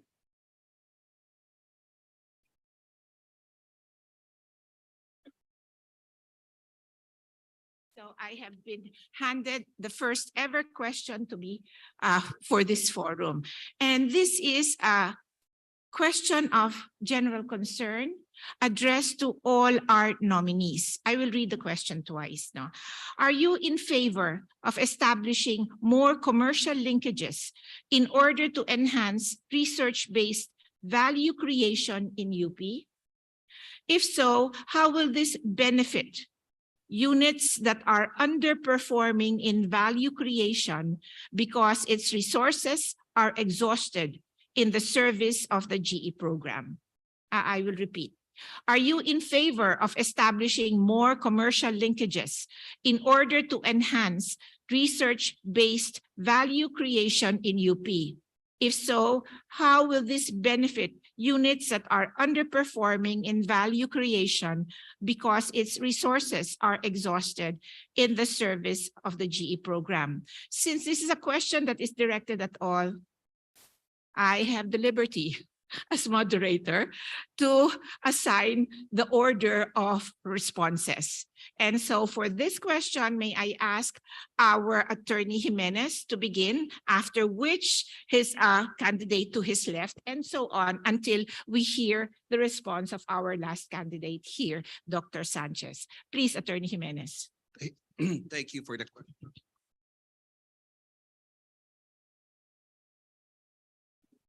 Microphone. It is, sorry, I would not use the word commercial linkages, but I said an institutionalized collaboration between academia and the private sector, that means industry. I came from labor market studies. I am a labor lawyer, and we are very aware of the mismatch between skills that is produced by our school system and the needs of industry. The focal point of innovation is really in industry, because private enterprises are subject to the harsh discipline of the market. And the problem with public schools is that we tend to be too over-reliant on government subsidies, that some of the important values that would keep us alive and survive in these difficult times may be lost to us. And even if we are aware, the private sector is more keen. So that I agree with it completely. As a matter of fact, one of the key pillars of producing more funds for the university is to have collaboration between research. Some of the best research in the world, including the COVID vaccine work in the UK, were a cooperation of the private sector and the academe. And this is also an important element of the knowledge economy, which I was telling you about as the dominant economy in developed countries. And that is now even affecting us and could be an obstacle to growth, to our own ambitions for first world status. The other thing is that I know that there are certain courses here that are GE. And it has to be defended, because I have been telling the science community, the engineering community, that the highest study in science and engineering is ethics. And in these times of severe interruption in our lives, we need a moral compass, and you can only do that through a very strong social science foundation. Let me tell you. Okay, thank you. Attorney Belaro. It is said that a rose by any other names smells just as sweet. Whether you can call it commercial transaction, transactional matter, or joint ventures, it will still involve some sort of a commercial nature. What is important is that it should be under the rule of law. Under the UP Charter, we're allowed to conduct joint ventures. We're allowed to engage the community, the nation, the government, to have certain kind of projects. What is important is that these transactions trickle down to the benefit of the community, trickle down to the stakeholders. As to the second question, I think it's a matter of management. Whether a certain matter would trickle down or benefit less privileged members of the UP system. That is a matter of management. But if you would ask my opinion as to the relation between the first question and the second question, I would say that it should, as a matter of priority, that gains from these matters should benefit or should be primarily be devoted to the cultivation, enhancement, and protection of the entire UP system, and not just of not just the host of that project. Thank you very much.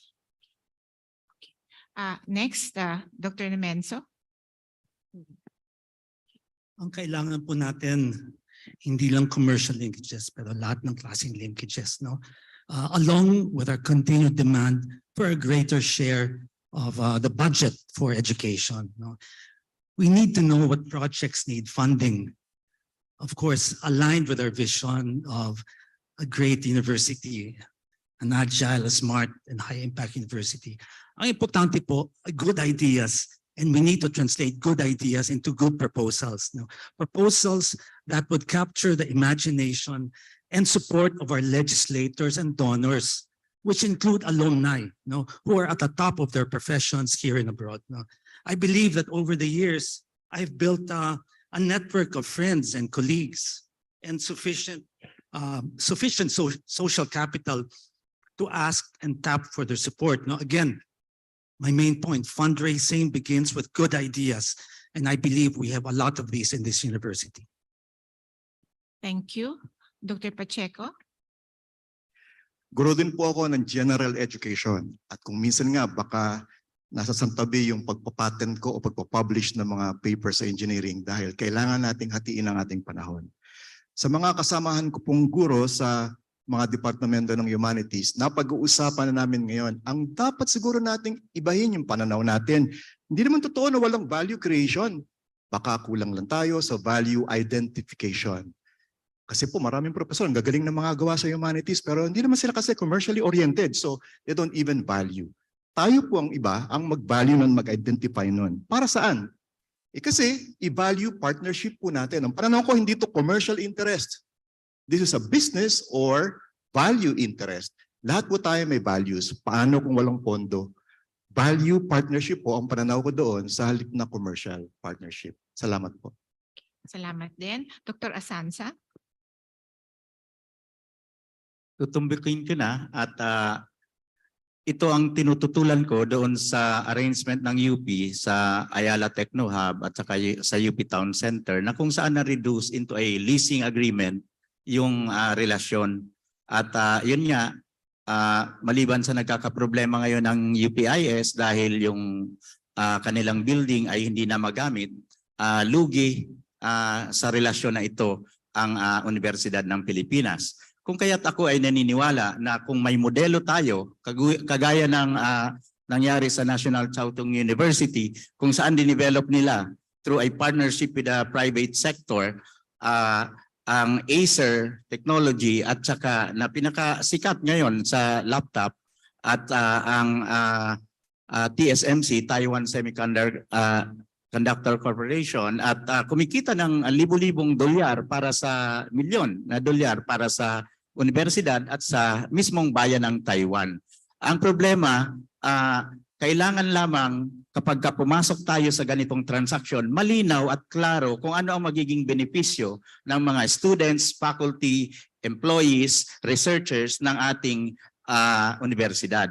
At dito kailangan may social equity benefit at provisions yung ating papasukin na kontrata para tutok. Kasama na ang GE dyan, kasama na lahat ng mga programa ang pang-akademiko, kailangan may portion na babalik talaga at konkreto na allowed ang research with our faculty and researchers dito sa transaksyon na ito. Kung merong madidevelop na kung anumang produkto, may share ang ating mga estudyante at ang ating mga guro.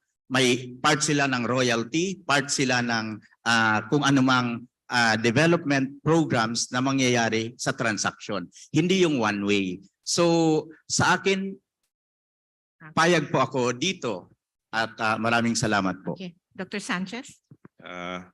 Magandang hapon sa ating lahat. So ako, I agree that research outputs that are mature has to be adopted or adopted by the private sector. Primarily because yung mga research na yan has been funded by the Filipino people. So kailangan rin mapakinabangan yan ng Filipino people sa directed target beneficiaries niya. So like for instance, sa ibang constituent university, specifically sa UPLB, marami pong mature technologies na nasa shelf lang. So hindi napapakinabangan yan ng taong bayan pa kasi hindi na-adapt ng private sector.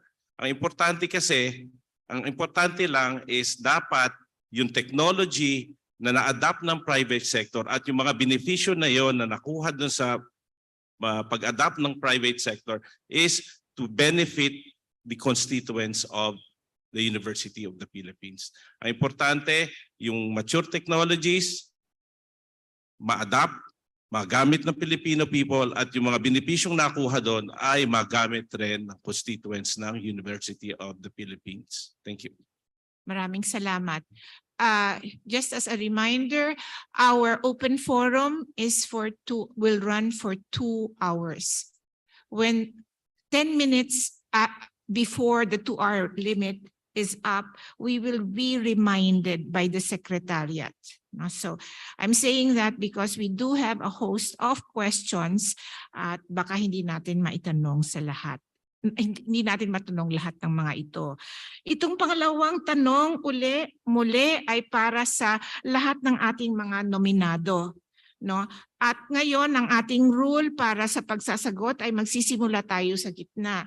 Ang ibig sabihin nito ay si Dr. Pacheco ang mauuna, ang susunod ay si Dr. Asansa, tapos si Dr. Sanchez at babalik doon kay Attorney Jimenez, Attorney Belaro at kay Dr. Nemenso.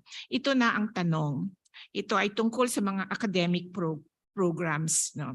What are your plans to support and encourage growth in the humanities and social sciences in the university? Muli, what are your plans to support and encourage growth in the humanities and social sciences in the university? Ang ini-envision ko po, at ito na napapanahon din, ang humanities, kahit maging hindi major, malamang maging minor at magiging mutually beneficial anuman ang profesyon. Halimbawa po, ako electronics engineer, sana pwede akong mag-minor officially, formally, with all the resources ng UP sa music. May kilala po akong talagang totoong profesor. Yan ang kanyang frustration all her life. At ngayon may isa akong estudyante sa engineering. Gustong-gustong mag-aral ng digital graphical design. Sana gawin natin. Bakit natin susupress yung posibilidad ng mga programa, mga departments ay magka-dikit-dikit sa halip na ngayon, honestly, masyado tayong silo, specialized. I'm encouraged only to work in my institute to get all the promotions. Kung magturo ako sa ibang departamentos, affiliate, walang promotion yon. Bakit? So dapat ang humanities ay i-partner ng science, technology, engineering at math.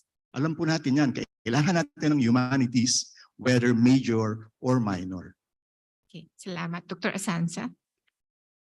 Ang humanities po at ang arts ay ang soul of the human society. At kung wala ito, anong klase at saan tutungo ang pag-unlad na ating gagawin sa ating lipunan? Yung mga akademikong program sa ngayon at doon sa aking envisioned metaversity at multiversity ay naka-anchor sa interdisciplinary approach ng edukasyon at ang trend sa ngayon sa kabuuan sa buong mundo ay talagang ini-emphasize yung pagkakaroon ng inputs kasama na ang humanities at ang arts sa mga pag-unlad dahil nakikita na kung ang human happiness talaga ang ultimate goal or index of development ay hindi mabubuo ito sa ating mga kurso kung isolated at hindi bibigyan ng pagpapahalaga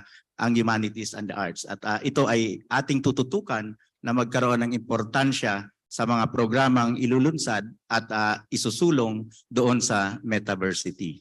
Salamat po. Maraming salamat. Gusto ko lang magdagdag na ako po ay galing sa programang Humanities and Arts at Social Sciences. Wag lang ho niyo makalimutan yung ang tanong ay tungkol din sa Social Sciences. Maraming salamat. Dr. Sanchez? I agree that the humanities, arts, and social science must be expanded in all CUs based on their curriculum offering.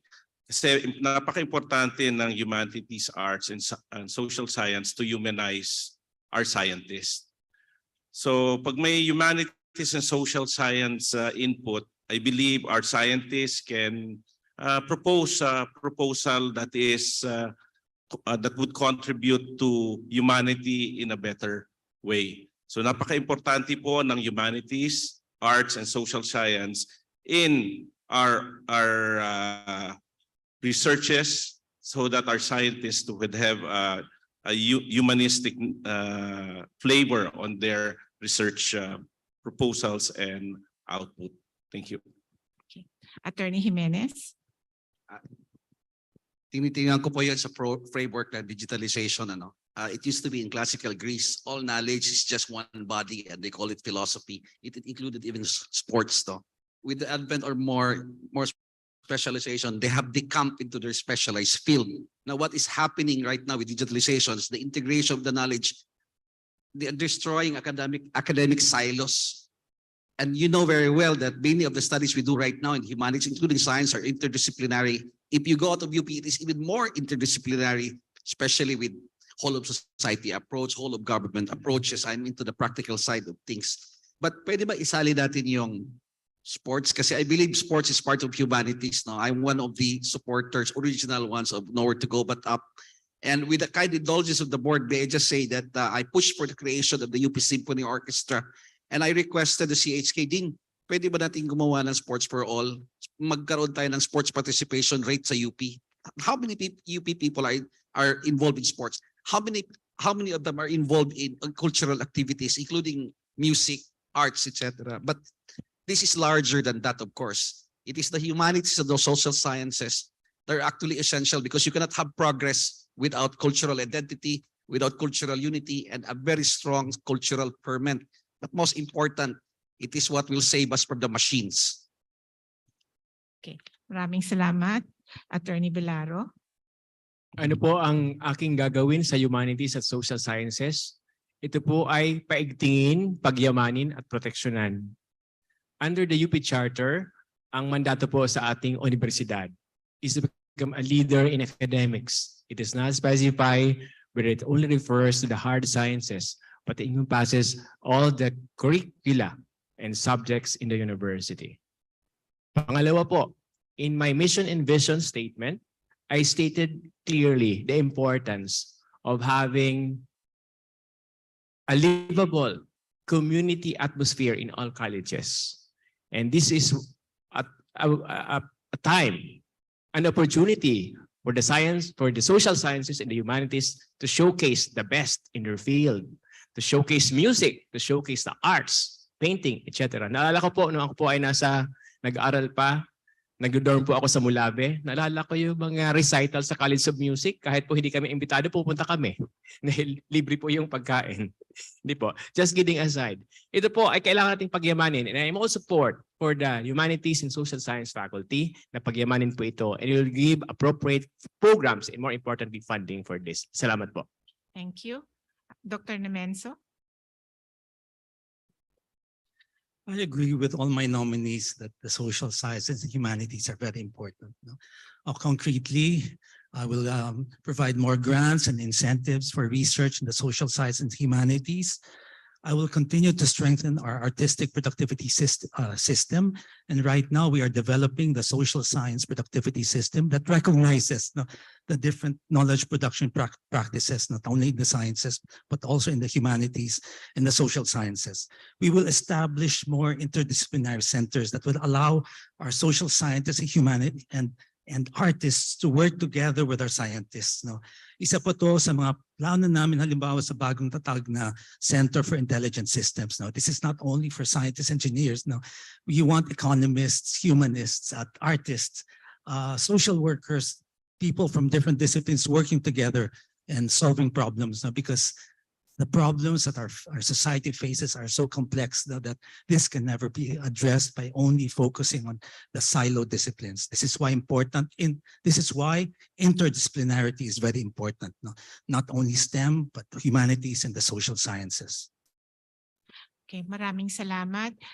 Mukhang ang mga tanong natin ay lahat para sa lahat ng nominees, no?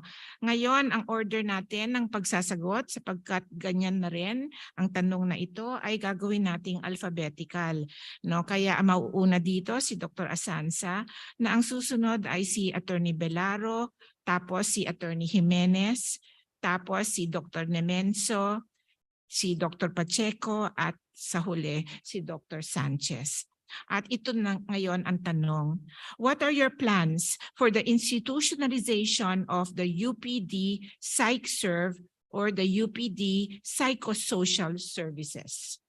Muli, what are your plans for the institutionalization of the UPD PsychServe or the UPD Psychosocial Services? Okay. Dr. Asanza? Napakahalaga na ang serbisyo na ito ay ating i-implement system-wide at kapag ito ay ating nagawa, ang benepisyo sa komunidad ng UP ay mas malawak, mas magiging ang impact sa constituents natin ay mararamdaman hindi lamang sa Diliman, which is ang sabi na nga sa atin, Diliman-centric masyado ang UP system, at kailangan bigyan ng pantay na focus ang ibang constituent universities. At sa pamamagitan nito, kapag na-implement sa lahat, magiging mararamdaman ng lalo na ng mga estudyante yung suporta na higit nilang kinakailangan sa panahon ng pandemya at post-pandemic situation. Marami pong salamat. Okay. Ang susunod ay si Attorney Belaro. Tumayo lang sandali, no? Si Attorney Belaro, kaya Attorney Jimenez. Yung microphone. Yung microphone, please.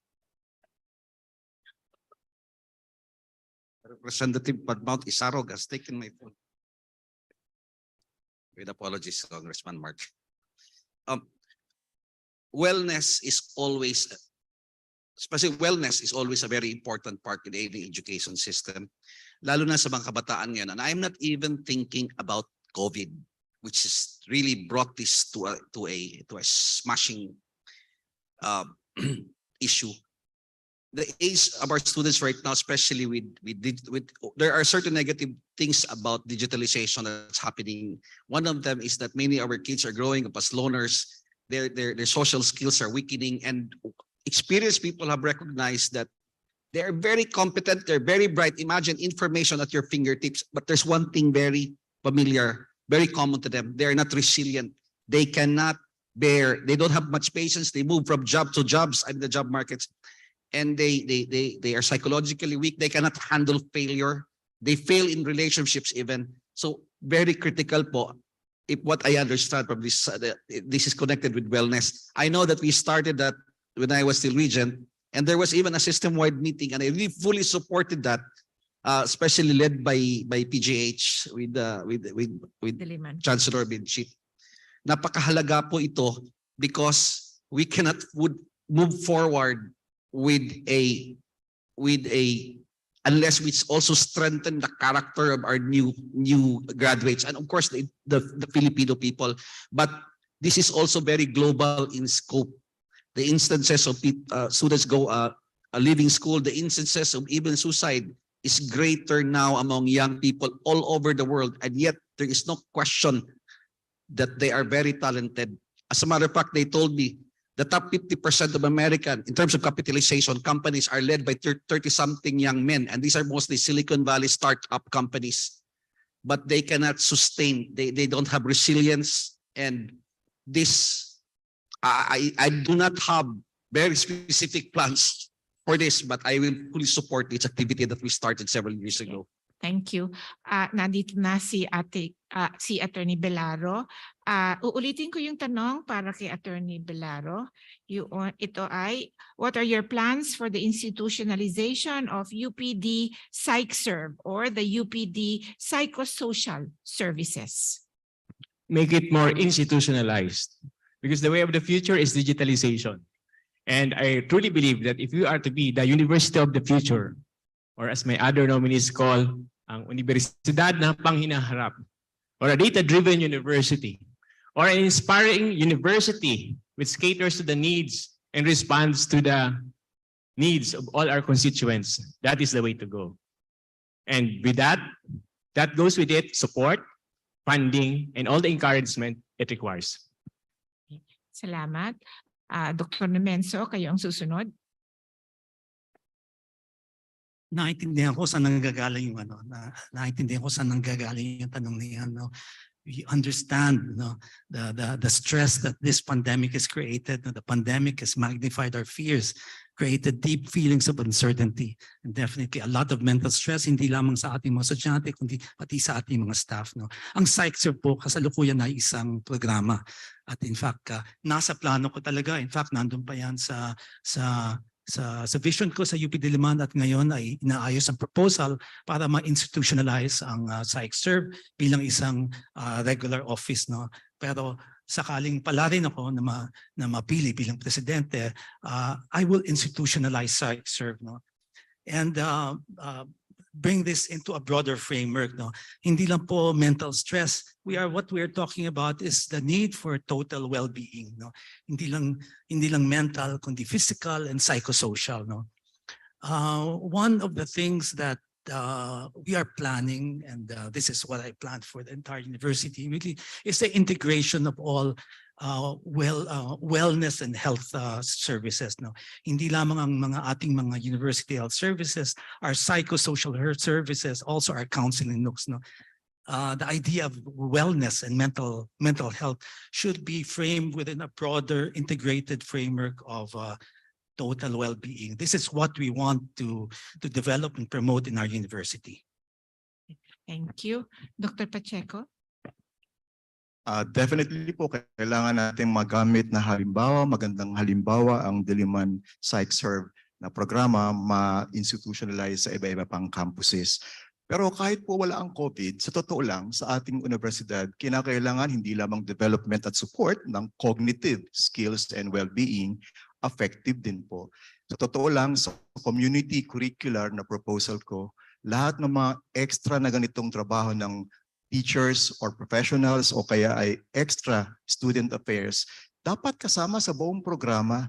Bakit ba pansamantala nakatabi lamang yung counseling or advising or just some general wellness exercises, samantalang dapat part na naman yan kahit na ano pang curriculum tayo. Sa madaling salita po, ang UP Diliman PsycServe ay isang specialized na programa, dapat gamiting palawakin, pero even yung general na praktika ng mga guro, kawani at ng estudyante ng UP, kailangan talagang kasama ang psychological, mental, as well as physical well-being. Well-rounded po tayo dapat, hindi panay libro at panay eksperimento sa laboratorio. Okay, maraming salamat uli. Okay, Dr. Sanchez? Okay, 2 years of the COVID-19 pandemic really have a toll on all of us. So addressing the mental health problem of our constituents, students, faculty, and administrative staff is of utmost importance. Kaya po, I will support the institutionalization of the UPD PsycServe. I will support the improvement, enhancement, and of course, I hope the UPD PsycServe should be shared to all UPCUs in order for them to help address the mental health issues of our constituents in all constituent universities. Thank you.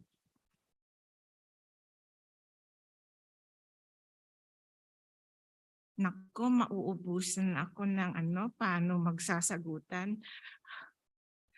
Ulit, ito ay para sa lahat ng nominees.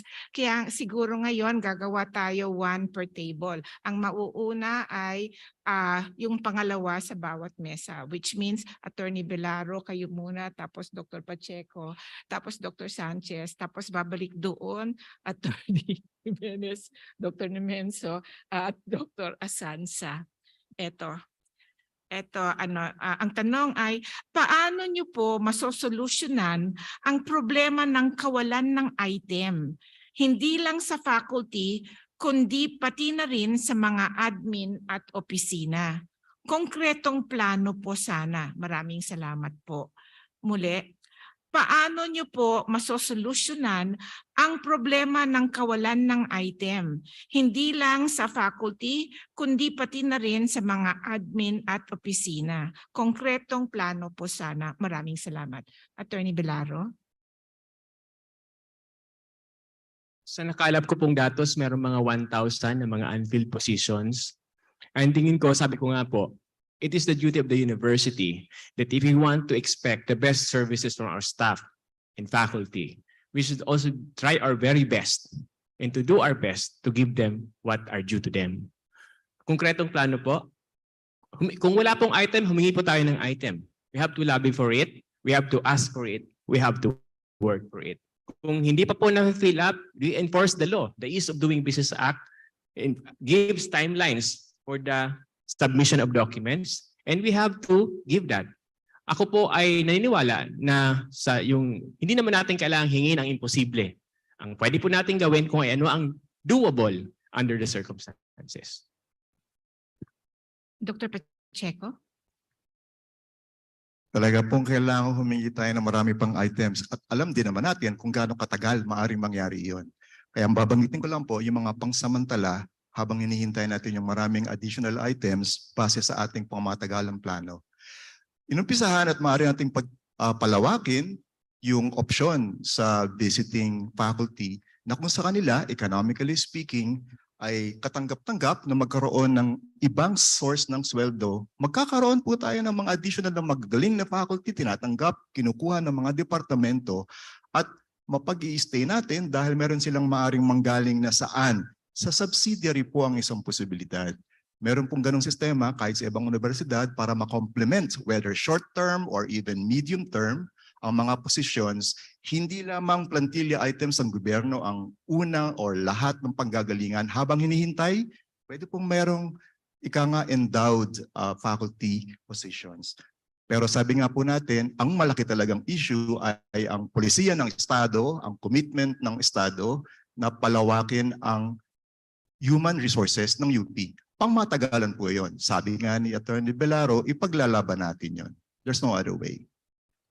Salamat. Dr. Okay. Sanchez. Napaka-importante ng role ng administrative staff sa ating university. Kaya napaka-importante na madagdagan ang administrative staff para makatulong sa ating mga faculty members, lalo na sa ating mga researchers at ating sa mga estudyante. Having said that, ang konkretong plano is first, of course, dapat magkonsulta tayo sa lahat ng CUs. Ilan ba talaga ang kailangan? Anong mga administrative items ang kailangan ng bawat CUs? Pag nalaman na natin yan, gumawa tayo ng proposal, napakaganda, at i-submit natin sa Kongreso at sa Senado. Kasi sa Kongreso lang at sa Senado, tayo ay matutulungan para ma-convince ang DBM para bigyan tayo ng additional items. So dapat i-harness natin yung extensive alumni network natin sa Kongreso at sa Senado para tayo matulungan, madagdagan ang administrative staff sa University of the Philippines. Kasi of course, pag nag-end na yung mga job orders or ICS natin, kailangan nilang may puntahan na permanenteng item at para naman sila ay hindi maapektuhan ang kanilang pangkabuhayan. Thank you. Salamat. Attorney Jimenez.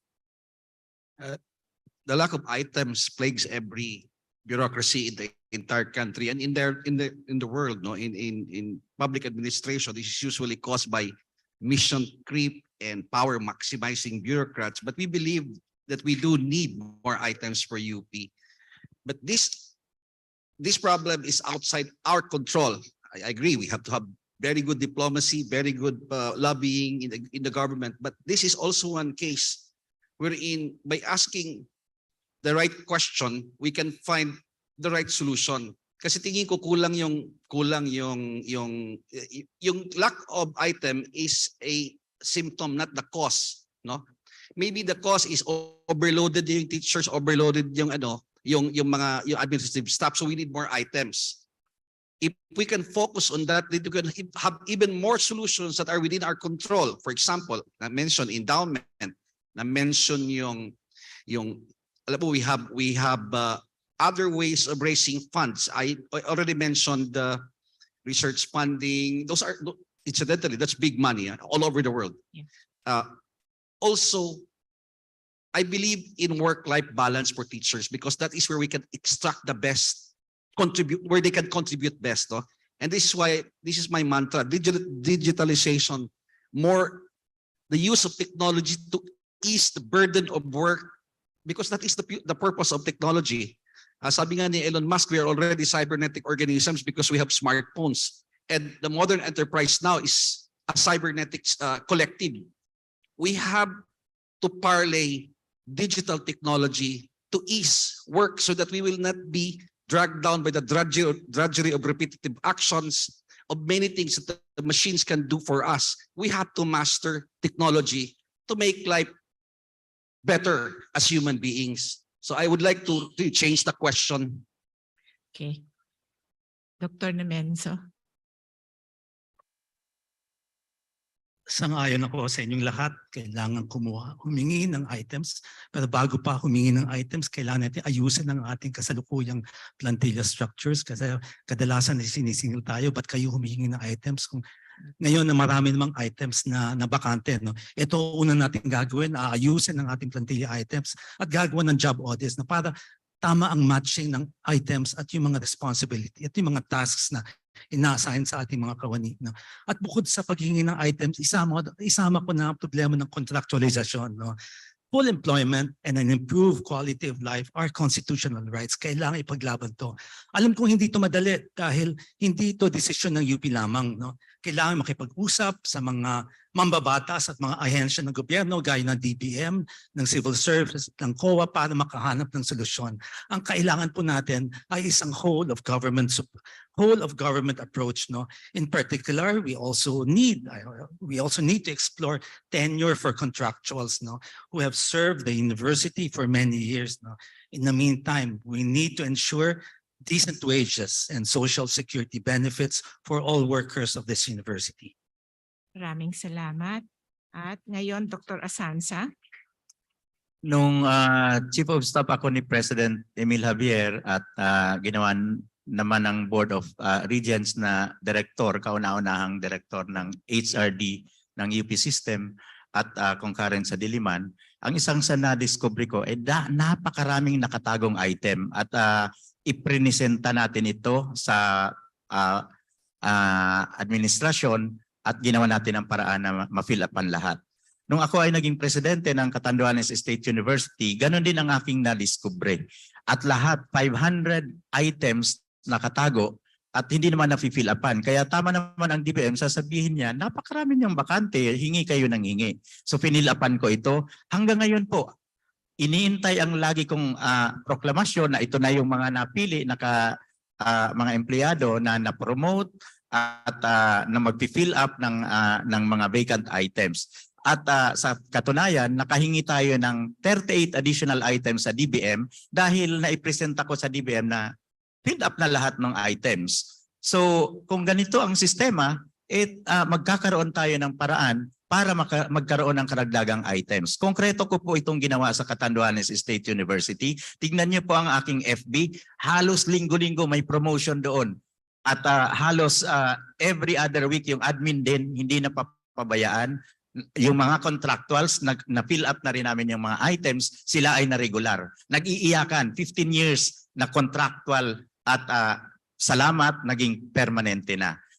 So ang katanungan, ano ang gagawin ko? Gagawin ko lang po yung akin ang in-implement sa Catanduanes State University. Salamat po. Okay. Maraming salamat. Ngayon, meron tayong tanong para sa isang nominee. Wala na tayong iimbentuhing sistema. Ito ay naka-address kay Dr. Fidel Nemenso.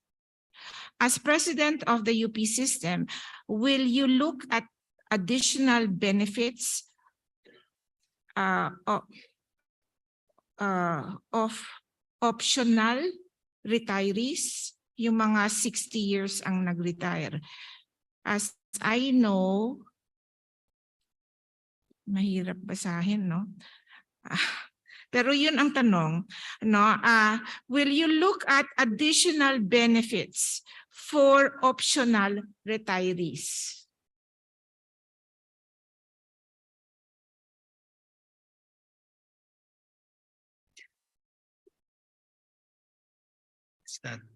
Tapos na po yung question. Yeah, kasi parang kino-compare, medyo malabo yung handwriting sa bandang dulo, pero kino-compare niya yung sa mga benefits ng mga 65 na nag-retire, no? So ito yung optional retirement at 60. So will you look at the additional benefits, no, for optional retirees, no? As I know, yun ang hindi ko na maintindihan dito eh. Medyo mahirap yung handwriting, pero kino-compare niya doon sa mga nag-retire at 65. Yes, definitely benefits for all retirees, no? But of course, this has to be rationalized, no? This has to be commensurate also to the kind and length of service of all retirees, no? Hindi ko po napag-iisipan, but definitely we will come out with a system of providing benefits for all types of retirees. Again, we need a formula to determine the amount of benefits that we will give to such retirees. Hindi naman pwedeng maiksing panahon lamang ang paglilingkod ay katumbas ang benefits makukuha sa iba, no? But again, this has to be a rationalized system, and of course, as a mathematician, of course, we have ways of computing this. Okay, sige. Maraming salamat. Paumanhin dun sa sino man nagtanong na yun, pero mahirap intindihan yung handwriting. But I tried my best, okay? Baka nag-retire na raw. Ito. Okay. Ito naman ay dalawang tanong, pero iisa lang ang tema niya, at ang tema ay well, ito muna yung sistema muna ng pagsasagot. Ang gagawin natin ay yung pinakamalapit sa akin, si Dr. Sanchez, hanggang doon makasagot ang lahat. Ang huli ay si Attorney Jimenez. Okay, ang tanong ay tungkol sa red tagging, no? Mahaba ang mga kwento dito, pero ang tanong lang talaga is, how can you ensure the protection of our constituents from red tagging? How can you ensure the protection of our constituents from red tagging? So basically, simple lang po ang sagot ko dyan. I will not allow indiscriminate red tagging in any University of the Philippines campuses. So we'll protect their space, the constituent space in all UP campuses. So yun lang po. I will not tolerate indiscriminate red tagging in all UP campuses. Thank you. Dr. Asanza? Para sa akin mali ito at hindi dapat payagan, at ang isa pa sigurong mahalaga na dapat nating magampanan ay yung magkaroon muli, buhayin yung DND UP Accord para mas maging maayos ang ating relasyon, ang ating mga estudyante, mga empleyado, kaguruan at researchers ay talagang protektado sa loob ng ating campus. Nag-expire ito at bilang Pangulo ng Universidad ng Pilipinas, isa ito sa napakahalagang buhayin at isulong para higit na maging mapayapa ang academic pursuits natin sa loob ng universidad. Marami pong salamat. Wala pong puwang sa universidad, ng Pilipinas man o anong universidad, ang red tagging. Walang puwang ang red tagging o anumang kulay ng tagging sa buong Pilipinas. Dapat po natin ipagtanggol ang lahat ng mamamayan sa lahat ng klase ng branding, lalo na yung nagpapahamak sa kanilang kapamakan o health or well-being. Hindi po eksklusibong UP ang kailangan proteksyonan. Bakit ba? Tayo lang takot sa red tagging? Lahat ng Pilipino ay kailangan proteksyonan natin na walang red tagging sa buong Pilipinas o sa buong mundo. Malaya po at demokratiko. Salamat po. Dr. Nemenzo? Red tagging has no place in this university because it stifles debate. It encourages simplistic thinking. No? It puts people in danger. Isa pong banta ang red tagging sa academic freedom. Ang academic freedom is enshrined in our constitution. It is part of our UP charter. Therefore, it is our duty to uphold academic freedom. No to red tagging. Protect our universities as safe spaces for ideas. Attorney Belaro? Yung kapanahunan ko po sa undergrad at maging sa kolehiyo ng batas, ang naabutan ko pong UP ay isang UP na vibrant in ideas, in the toleration, cultivation, and even enhancement in the study of the various isms. Ito po ay lahat ng ismo ay napag-aralan natin, natutunghayan natin, binabalangkas, tinatalakay. At ito po ay may laking impact sa aking personalidad. Pakapag-instill sa akin ng critical thinking. At ako po, kung ako po ay mahalal na Pangulo ng Universidad ng Pilipinas, I believe it is my sworn duty to return the favor. Na ito po ay dapat paigtingin natin ang academic freedom sa ating universidad sa lahat ng mga component units. Because it's the only assurance that will be able to encourage the flourishing of critical thinking in the university. Maraming po salamat. Thank you. Red tagging is just one class of branding that destroys proper discussions of freedom of expression and academic freedom. But we know very well, no, may context of red tagging na issue. I understand that, no, because we know that there is an organized red tagging that is funded, that is targeting people, and it is used to threaten you from committing other political activities. No, the question is, how can we assure? We cannot assure. We cannot assure anyone because the battle is the public sphere. What frustrates me is that the university, with all its moral standing, its intellectual resources, we have to fight back with a strong public diplomacy. We are not helpless. We can explain. We can we can use all media, and we have this moral and intellectual resources to do that. We just simply have to strengthen that. And ang appeal ko lang talaga din sa atin, kasi minsan, against ako sa red tagging, part ng pag-exercise natin ng moral ascendancy natin is to be humble and stop calling our people tards or bobo, hindi pumasa ng UP. Because many of these people, these are the very people we wanted to serve. We have sworn, serve the people. And most of the time, and not most of the time, many times, some of these people don't agree with us. So as our duty, as nakaswerte tayo nakapunta ng UP, we have to be more patient. We have to be more coaxing, and we have to be more programmatic in battling and winning the war in the public space, in our public spaces. Kaya natin yun eh. Because if we win that war, red tagging will become irrelevant. It will be laughed at. So I was just thinking that these are political aikido or Sige. media jujitsu. Okay.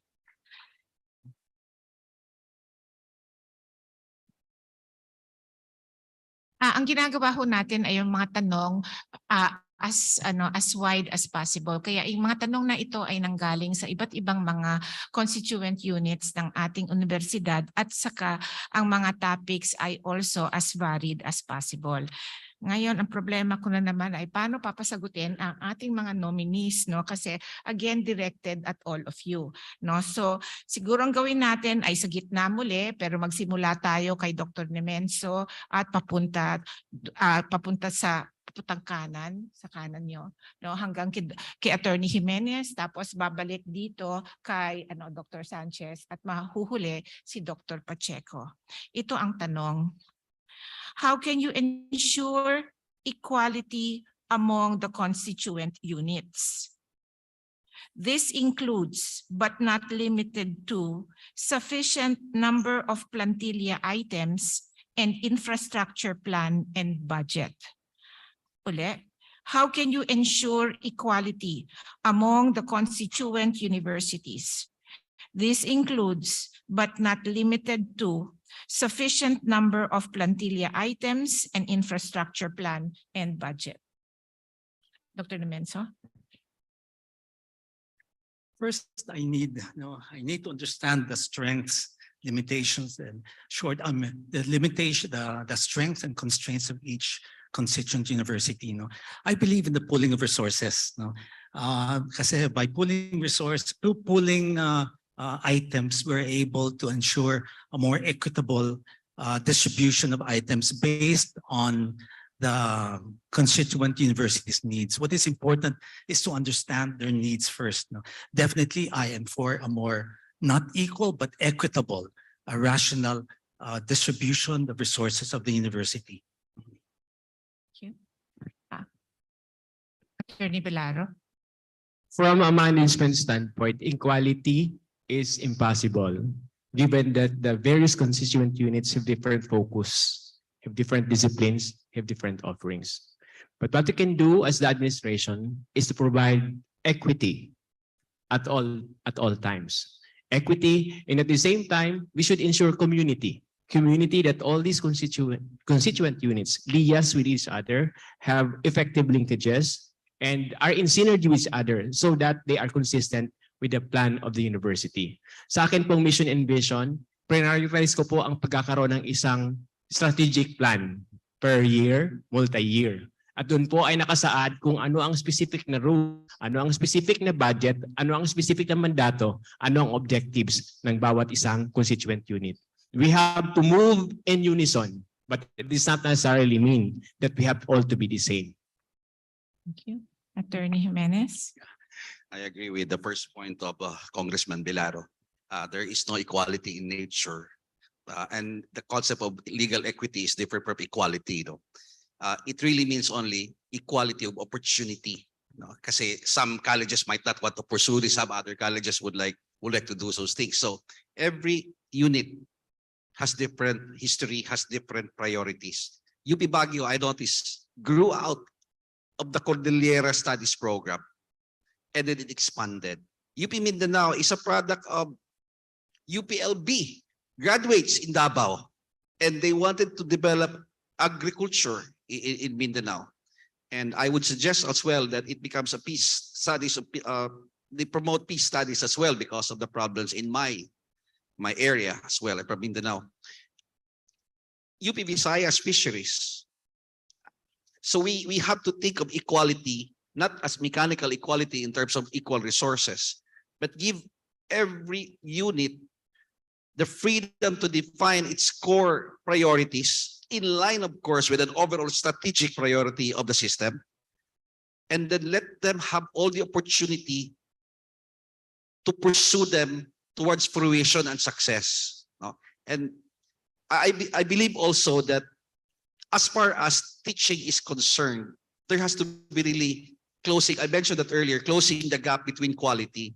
We cannot have everyone closing in on Diliman, no, and to the detriment of other areas in the country, wherein other people will have greater access because it's closer.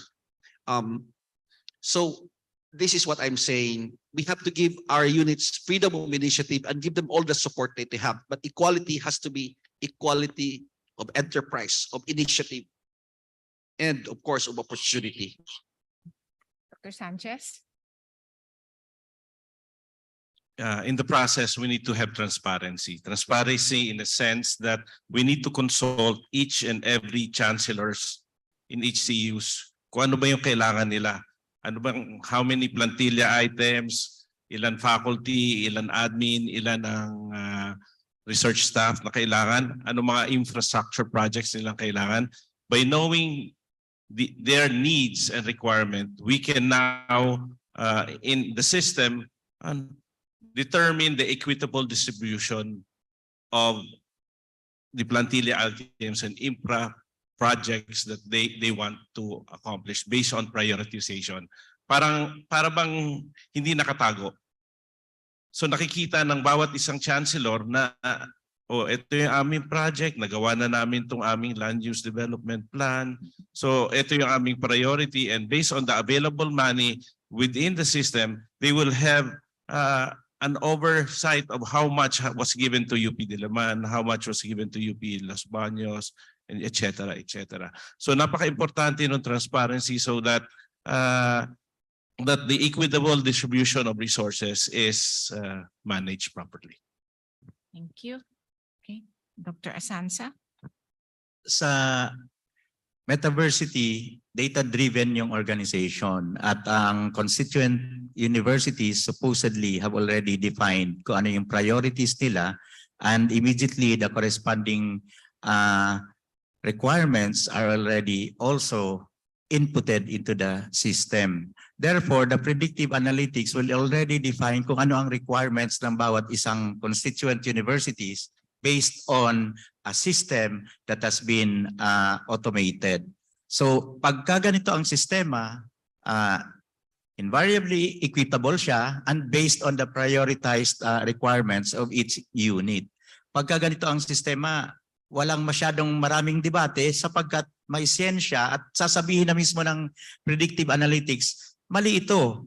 Therefore, hindi sa demokratiko, hindi just. Pagka hindi natin ito ginawa sa ating mga sistema sa ating universidad, mapapag-iwanan tayo dahil ang ibang universidad papunta na doon. In fact, Hong Kong nag-launch na ng Metaverse University. And I'm scheduled to visit them and see their requirements next week. At tinitignan ko, napakaganda ng sistemang ito kapag na-adapt ng UP system. Maraming salamat po.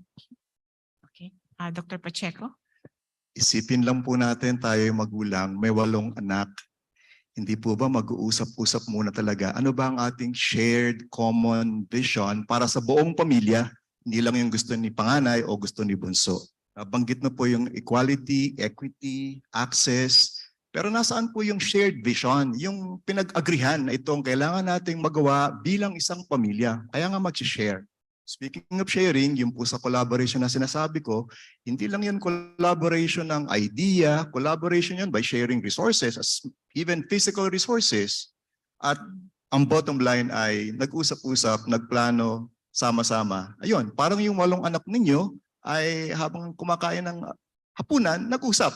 Para next week, alam na kung anong hatian. Yung hatian po, hindi kinakailangang equal. Walang equal eksakto kahit sa buhay. Sa height nga po, hindi ako ka-equal ng iba, hindi po ba? Pero okay lang.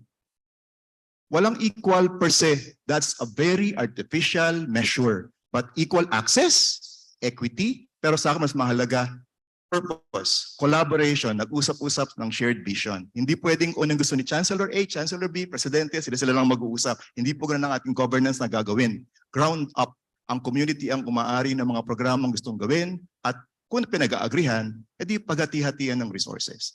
Yun po siguro para mapagkasya ang kumot. Sabi nga, kahit maluktot, shared action. Thank you. Okay, maraming salamat. Sana malaki ang kumot. Ang susunod na tanong, again, ay para sa lahat. Ngayon ang gagawin natin ay alphabetical pero pabaliktad. So ang mauuna ay Sanchez, Pacheco, Nemenso, Jimenez, Belaro at Asanza. Ang tanong ay tungkol sa research at mukhang researcher talaga kasi nag-cite siya ng research. Recent ASEAN data 2007 to 2022 show that the Philippines is the last in terms of research output. How do you intend to help the faculty produce research output given the high amount of teaching load? Okay, Dr. Sanchez. Okay, based on our experience and analysis when I was chancellor, ang una kasing problem in increasing research load is yung number of units given to faculty member sa teaching load. So a high teaching load corresponds to lower research output or harder process of doing research. So the answer to that question is to increase to lower the teaching load of that faculty in order for them or the researcher or that faculty to do quality research. So the only way to lower the teaching load without affecting the overall teaching teaching units ng bawat kolehiyo is to increase the number of items. Ang importante po is to bring in more faculty items to lower teaching load in order to increase research load. So that's the solution that has to be answered primarily, because you just cannot say increase the amount of budgets to do the research because the faculty is already overloaded in doing her research because of this overload of teaching units. Thank you. Thank you. Ang susunod ay si Dr. Pacheco. Dadagdag ko lang po na ang research sana ay institutional, commitment ng isang departamento o isang kolehiyo para hindi lamang isang tao ang pumapasa nito at kung nagkataong mataas ang kanyang teaching load ay hindi na niya maasikaso. Kung institutional po ang commitment, mas meron tayong chance ang mag-share ng load. Speaking of load, makatutulong po dito ang pagiging open natin sa mga part-time affiliate na well-qualified naman at hindi kinakailangang maging full-time base na rin sa kanilang choice. Emphasize ko rin na hindi lang faculty or human resources ang kulang po natin. Yung kakayahan din natin ng procurement. Paulit-ulit po tayo dyan. Bakit ba ang research procurement ay parehos ang limitasyon sa recruitment ng toilet paper? Pag-isipan ninyo. Pag-isipan natin. At panghuli po, yung kultura ng research. Marami po tayong mga research na akala natin hindi pwedeng informal na research. Sa totoo lang, marami po dyan na unrecognized. At kasama yan sa dadagdagan natin. Last but not least, gusto ko lang pong mabanggit ang glimmer of hope. Kahit po parang mababa daw ang current level, ang rate of increase po ng Pilipinas sa research sa ilang area, hindi pa nga lahat, ay mabilis naman. Sa madaling salita, tingnan po natin, hindi lang yung level kung saan nandoon tayo. Tingnan din natin kung tayo ba ay hindi ginagawa at nagagawa para mag-increase. Ika nga, ano bang hope natin? nakikita ko pong may hope dahil nga may mga departamentong nag-e-effort maging creative sa collaboration. Institutional ang commitment. Thank you. Maraming salamat. Dr. Demenso. I begin with the obvious, no? More funds, more grants, more incentives for research, no? Kailangan po tingnan to hindi lamang as costs, but investments in fulfilling the mandate of the university as a national research university, no? I also look at the option of hiring more teaching assistants to reduce the teaching load of those professors who want to engage in research. No, I'm also we also need to explore the option of a model that we saw in Singapore. No, NUS, for example, is two tracks: a teaching track and research track. Teaching track for those who are very good teachers, but who may not have the time and the interest in doing research, but at the same time, create a research track for those researchers who are not necessarily good teachers. The thing is to maximize the potential and strength of each faculty member. These are options that we need to explore if we want to enhance our research in this university. Thank you. Attorney Jimenez.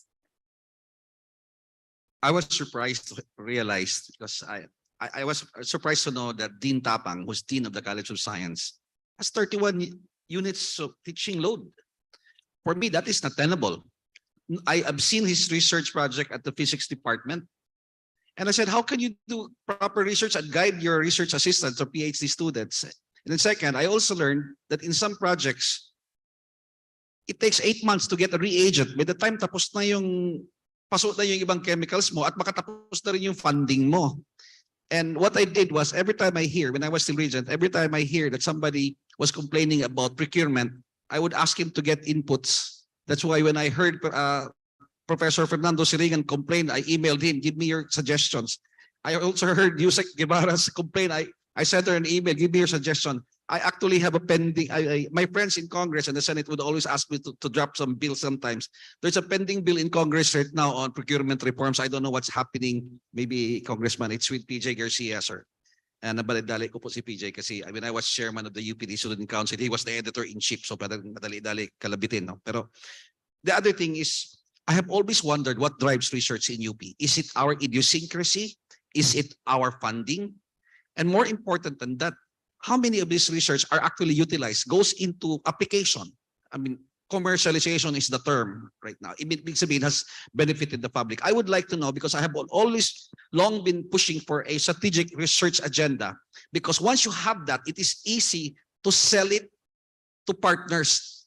Partners meaning other schools. It could be in the industry that has a more or less aligned with our priorities and our service orientation. And of course, we're not going to do some arms research or anything that, for example, has to do with war or something. But these are some of the things we can do to improve research. Thank But you. it's all Thank about you. money at the end. Yeah. Attorney Belaro.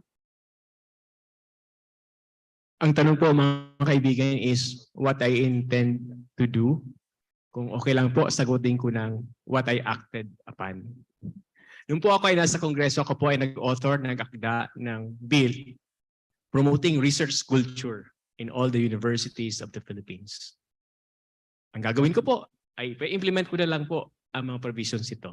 Number 1, ito po ay pag-increase ng funding at incentives para magkaroon ng research culture sa lahat ng universidad sa buong Pilipinas.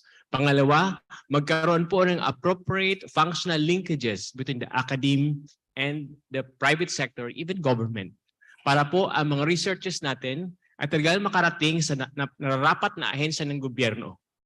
And pangatlo po, on a personal level, pasensya na po, kailangan ko lang banggitin kasi relevant sa tanong. Ako po ay nahirang na 1985 National Outstanding Scientist ng DOST dahil po sa aking high school research on the antimicrobial properties of Dinospora crispae.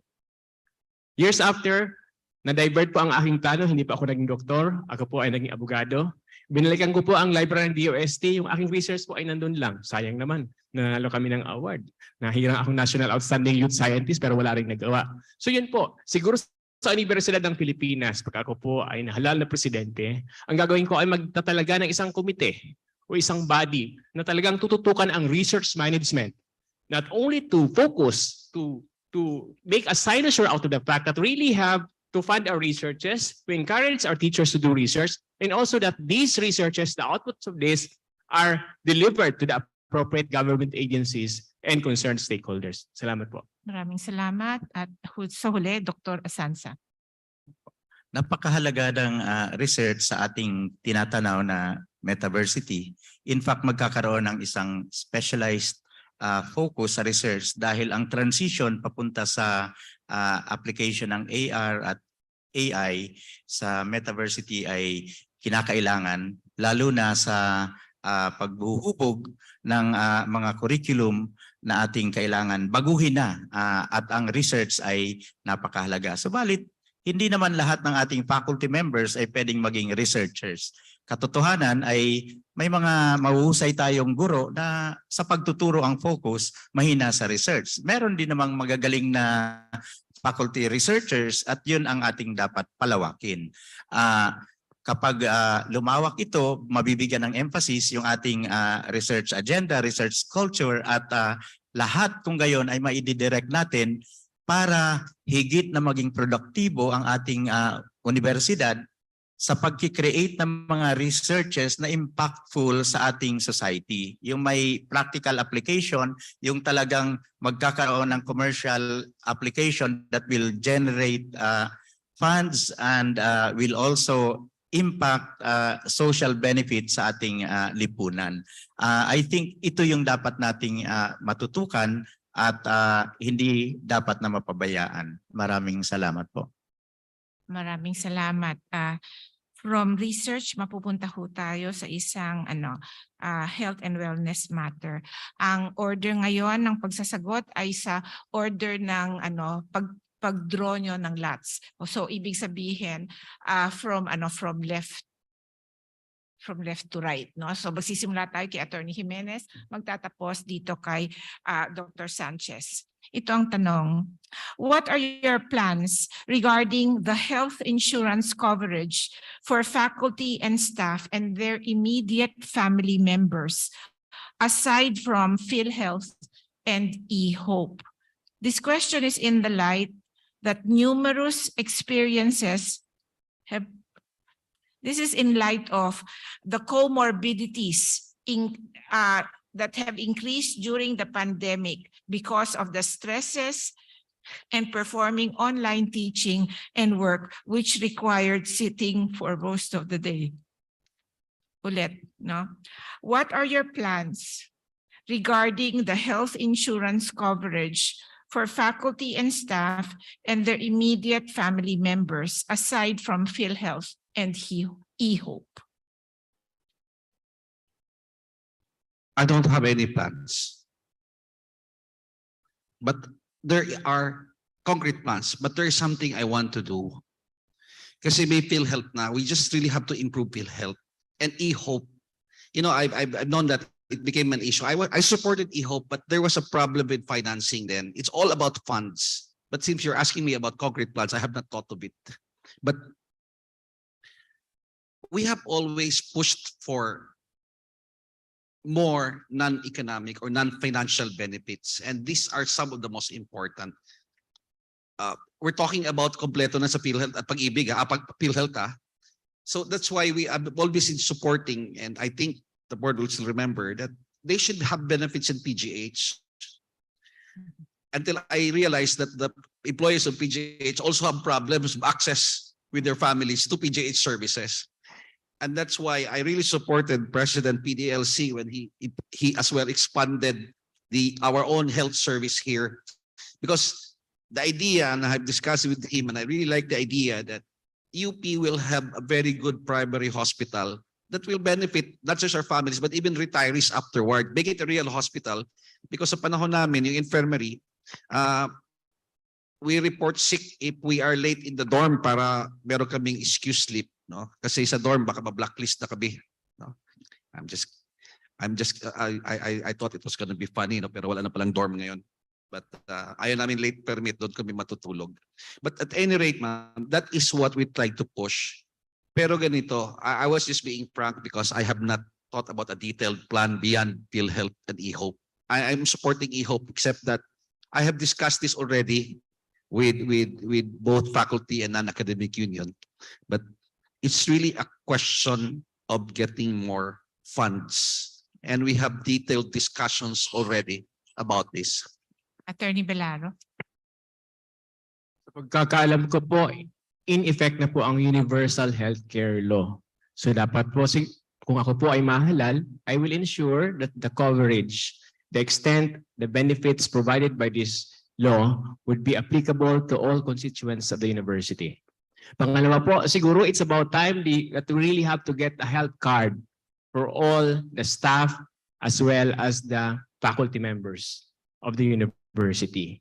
Na manage, na may malaking desisyon ang ating universidad sa pag-manage nito at sa pagpapalawak nito at sa pag-implement nito. Pangatlo po, yung mga hindi masyadong malawak na bagay na pwede namang ibigay. Halimbawa, ang alam ko po ay hiningi ng mga staff yung additional 2 years sa pagkonsidera sa pag-avail ng mga benefits. Yun pong paggamit ng infirmary at mga hospitals within the UP units. Tingnan po natin yan para maging mas epektibo ang pag-provide ng medical services dito sa ating mga hospitals at infirmaries. At ang proposal ko po sa aking mission and vision ay kung pwede po ay ilibre ang lahat ng serbisyong medikal para sa ating mga staff at mga faculty members. At pati rin sa mga estudyante po. Maraming po salamat. Thank you. Dr. Nemenso. Ako po ay sumasang-ayon beyond expansion of eHope na napapanahon na po ang pag-develop na isang health insurance scheme para sa lahat ng empleyado. No? Hindi ko po napag-iisipan to pero naniniwala ako na sa ating pamantasan meron tayong sapat na expertise, no, para makapag-develop na isang mahusay, isang rational health insurance system para sa ating mga empleyado. No? Nasa pamantasan po natin ng mga pinakamagaling na health economists sa bansa, narito mga financial expert, narito din ang ating mga actuarial scientists. No? We have the expertise to develop this. Again, I say that it's about time that we develop such a health insurance system for all employees of UP. Thank you. Dr. Pacheco. Malapit po sa puso ko ang issue ng health and wellness dahil ang aking pong may bahay ay faculty rin sa UP Manila at PGH. Naririnig ko to araw-araw sa personal na level. Bakit napakahirap, hindi lang sa taga-UP, maraming Pilipino mag-appeal. Pero ganun pa man, ang tatlong kasabihin ko po, ang UP sa ngayon may tatlong level ng aksyon para dito at nire-respeto ko na ang UP PGH ay mini-maintain natin. Kahit 20% ng budget ang nandoon, parang napakalaki. Hindi lang serbisyo para sa publiko, serbisyo na nga rin para sa health and wellness ng mga taga-UP mismo. Tinatawag ko po yung in-house facilities natin para humarap. Kasama na rin ang PsychServe kanina, nasabi nga natin, gayahin natin sa lahat ng campus. Pangalawa po yung mga eHope at PhilHealth, ang tinatawag kong insurances na sa ngayon standard na, sabi nga gawing mas epektibo. Ang pangatlo po na i-imagine ko, subsidiary. Ang private sector sa insurance ay magkakaroon ng mutually beneficial na arrangement. Dagdagan natin ang additional layer of insurance ang ating mga stakeholders ng UP. Ang insurance po kasi, bukod sa self-insurance or government insurance, pwedeng may dagdag na private insurance na tutulungan ng mga alumni natin at private sector para ang safety nets po ng ating mga constituents ay dumami. Lalo pa ngayon nga, health and wellness ay mas mahalaga, baka mas una pa kaysa housing. Salamat po. Okay. Yung isang mikropono na lang po, pahiram. Magaganda yung mga ideya na naibigay. Sa akin po, gagawin ko lang yung ginawa ko na sa Catanduanes State University.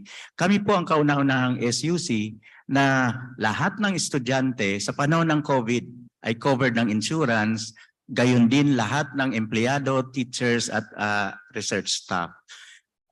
Simple lang yung ginawa ko. Pinag-aralan sa tulong ng BDO, may actuarial group sila na aking sinangguni at kapag kasi lower ang yung bata, lower ang risk, mas mura yung premiums niyan.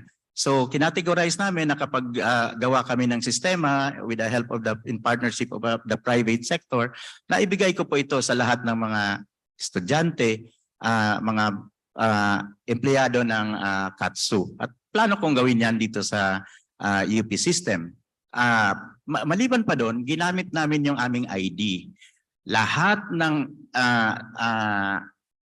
business establishments, including hospitals and pharmaceuticals in the area, pinakiusapan ko na bigyan by just showing your ID, including alumni, merong discounts as high as 20% sa ospital doon sa aming area.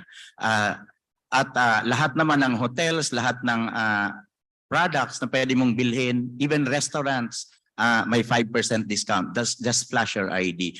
Sa ganitong innovative means, palagay ko, mapapalawak natin yung benepisyo at yung problema sa insurance ay masasagutan po natin. Nagawa ko po ito sa KATSU, maaari niyong tanungin sila doon, at maaari nating gawin po sa UP system kapag ako ay naging presidente po. Marami pong salamat. Okay, salamat. Dr. Sanchez. I'm for the improvement of the health insurance of university constituents in UP. But this involves money, So anything that involves money has to be studied, thoroughly evaluated. So as I have not thought about this thoroughly, but one thing that's definite is I would create a system-wide committee to review this increase in health insurance or improve the eHope program so that yung program na i-institutionalize would be sustainable. So kailangan natin pag-aralan mabuti to kasi it involves financial matters that would directly has implication on the sustainability of this insurance. But definitely I'm going to support this increased coverage in health insurance by our constituents, including maybe we can involve also the students. Thank you. Itong susunod na tanong ay para sa tatlo sa ating mga kandidato. Ito ay sina Attorney Angelo Jimenez, Dr. Fidel Nemenso at Dr. Fernando Sanchez. Kaya ang unang sasagot ay si Attorney Jimenez, susunod si Dr. Nemenso at panghuli si Dr. Sanchez. Ano ang plans mo sa assets, lands ng UP? Uli, ano ang plans mo sa assets, lands ng UP? Attorney Jimenez. I have a very strong position Lands, about blue truly maximizing the land grants of the university. But if you're asking me for a detailed plan, we have not yet finished it because we're just starting to discuss it with some group right now, but definitely that is on target. We have about 6,000, 10,000 UPLB plus the Makiling Reserve plus the Quezon Land Grant. We already lost the Basilan Land Grant. There are so many ways of maximizing that. And I have discussed this in UPLB, especially the special economic zones. We have to learn to parlay our intellectual resources, particularly scientific resources, not just to set up special economic zones, but the kind of economic zones that will bring in certain activities that will fit us. For example, I really suggested a long time ago that don't just come out with research in special economic zones. We can also have special research zones, special startup hubs that will attract not just advanced technology, but even emerging technology. We have, for example, part in the JEPCA, for example, there are partnerships with the Japanese with funding. There are also funding from Europe to fund certain research projects that they're very, very interested in, including po resilience and disaster risk mitigation research resources that are just available. Kasi ang plan natin is that when you have these companies doing not just research incidentally, but special economic zone producing higher or emerging technologies, and there are those we have already discussed already that we want to attract, because this will provide immediate jobs for our PhD, and it would provide funding as well. And there will be a synergy between these companies and UP's intellectual resources. Thank you. Dr. Nemenso.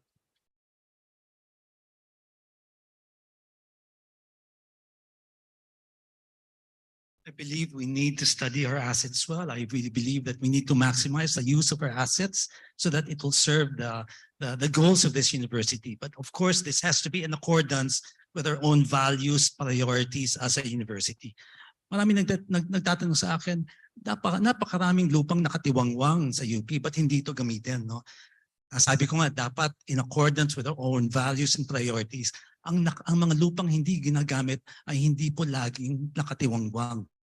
Halimbawa, yung UP land grant sa Quezon, pinag-usapan namin ito ni President Concepcion, no? Sabi, hindi siya nakatiwangwang, hindi nagagamit, pero ginagamit siya sa research ng ating mga foresters at agricultural scientists, no?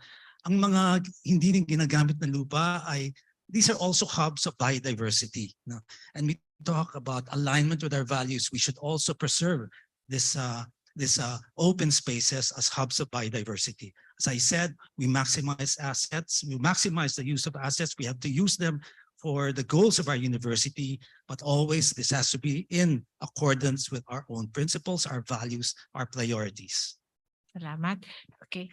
Dr. Sanchez. Okay, I agree with Chancellor Nemenso on his statement. But first and foremost, we need to plan to secure all our land asset. Meaning, kailangan lahat ng titulo ng ng ating land assets or land grants should be entitled to UP. So para parang wala nang duda na talagang sa UP yung land titles. So after securing the titles, then we need to plan how to utilize them. Is it either for commercial? Is it for research? Kasi we have so many types of land assets. We have a 10,000 land grant in Quezon, Laguna and Laguna area. We have research areas in UP Los Baños where you have the entire Mount Makiling given to UP the responsibility of managing. We have the Makiling Forest Reserve, which is about 4,000 hectares. We have also in UP Mindanao the Marilog land grant. And of course, the other campuses, the sprawling campuses of Diliman and UPLB. So as of now, there is a pending plan for a special economic zone in UPLB. What is important, these projects or plans to utilize this land asset, ang importante dito, kailangan ang mga benefits or yung income coming from these assets are to be utilized for the benefit of our administrative, our faculty, our students. So, yun po. Thank you. Maraming salamat. Dr. Pacheco?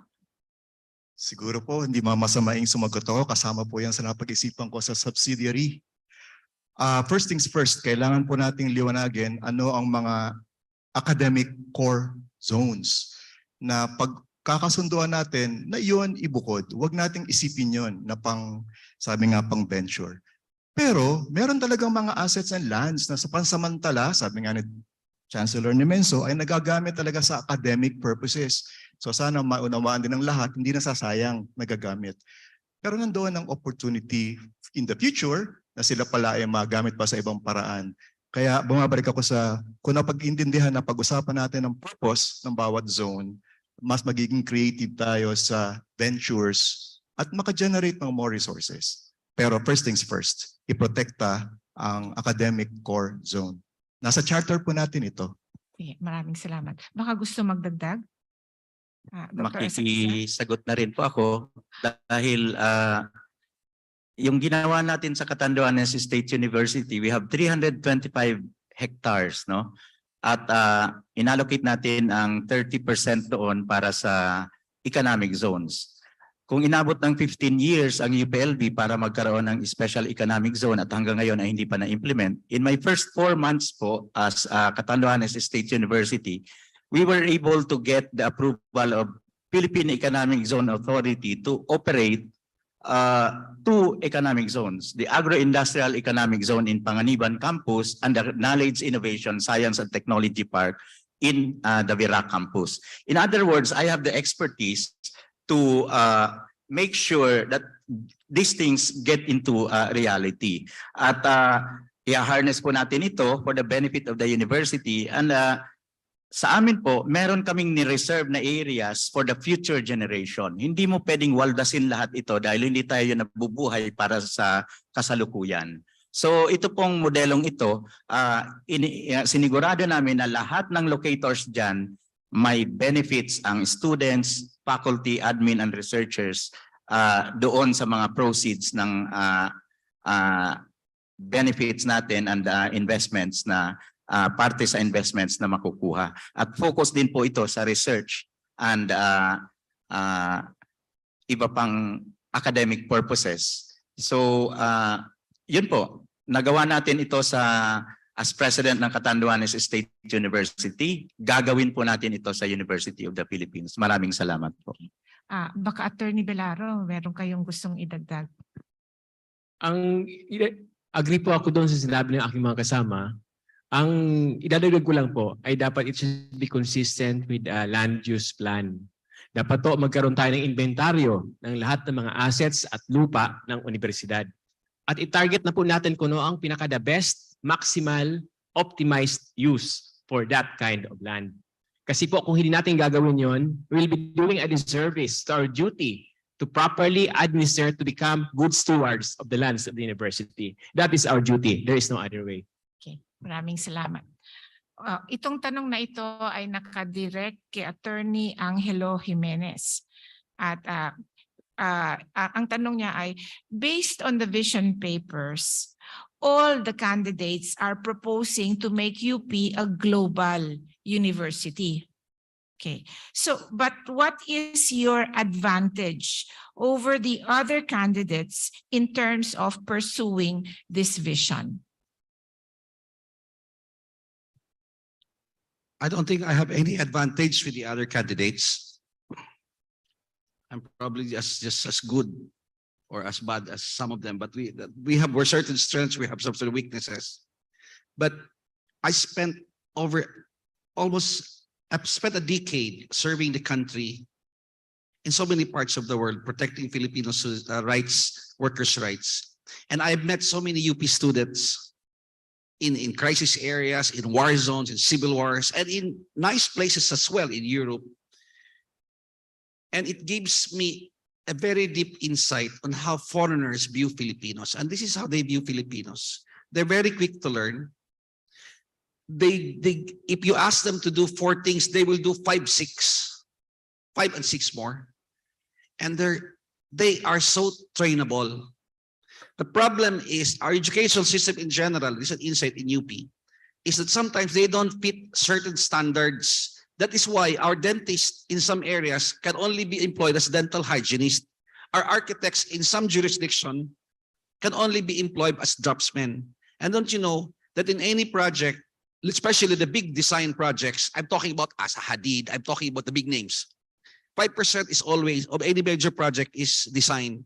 And we have famous designers in the world, and I saw their offices, and there were Filipino architects doing the design. So I felt that we should really lead in coming out with global standards. And I feel this in my guts as a labor attaché, as a marketer of Filipino labor, as a protector of their rights and privileges, not just domestic helpers, but I have met computer engineers, satellite remote sensing engineers. Some of them have NATO security clearance because I was in the war zone most of the time. They have great skills. And this is what the kind of passion and energy that I want to do in UP as well to correct it. Okay. Maraming salamat. Ito naman ay para kay Dr. Sanchez. At ang tanong ay, your platform talked about student-focused projects such as spaces and environment. How would you then explain the strict and anti-student protocols of UPLB and UPLB-SU? and 600 pending and declined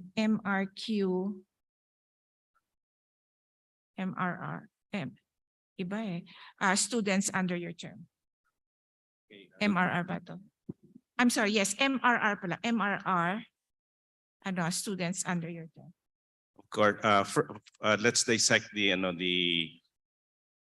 question. First and foremost, regarding dun sa open spaces, I would encourage the creation of creative spaces in UP for UP students to express themselves. So they have a space that they would have a place to interact with each other, practice their theater or music.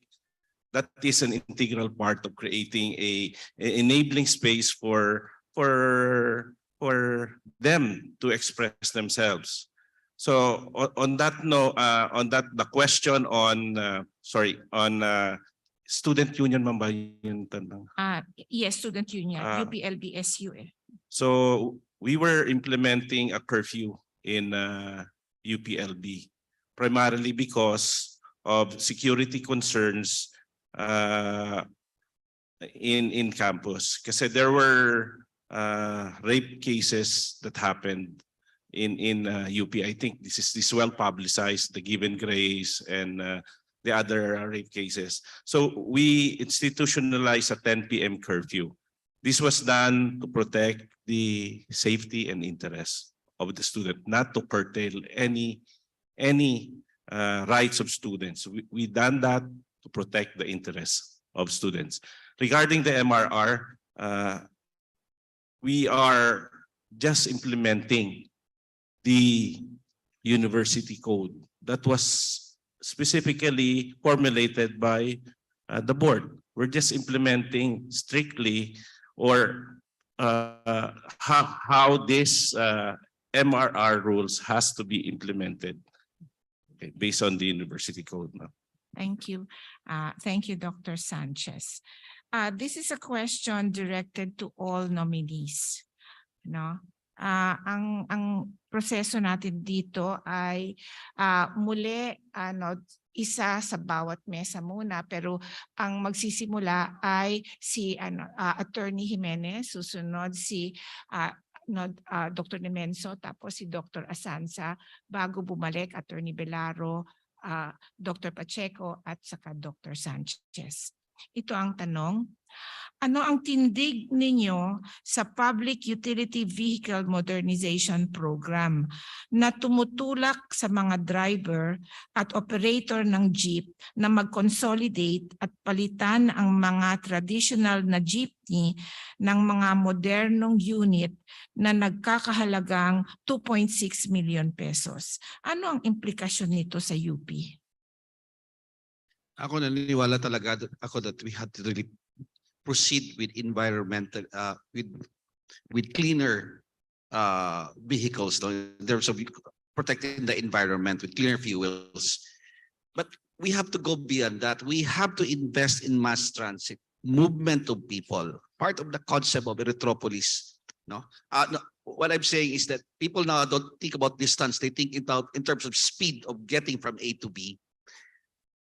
The core issue in the modernization of the jeep program, I'm not even in favor of that. I'm in favor of larger transit, more efficient use of road space. Because even that smaller jeepney, it's better than the old jeepney, the polluting jeepney. But even that is not maximizing road space. We want larger buses and electric buses, trolley buses. We see this in other parts of the world. But the core issue really is financing. The core issue in any transformation is how do we transition? If you shock them, say, eto, from magkano ba ang jeep yung Amante ngayon, nagawa-gawa lang. Maybe if you have 100,000, makakabuo ka nun eh. Or if you have an old MacArthur, maybe 50,000, yung kagang-kagang na jeep na yan. But we really have to move forward towards improving this transport. And I'm very particular about safety, not just for people, because these jeeps are not safe. I can see that. But then second is the environmental impact. We have to move. But we have to look for ways of making sure that there is proper financing that they can afford.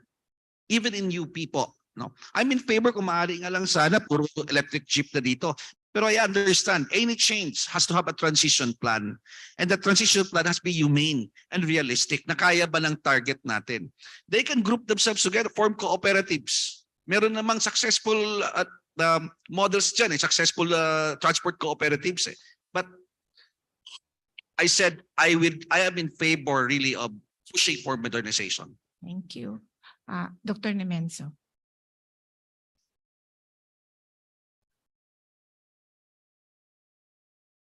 Sang-ayon din ako sa modernization, no, dahil alam natin ang benefits ng modernization ng ating public transport system.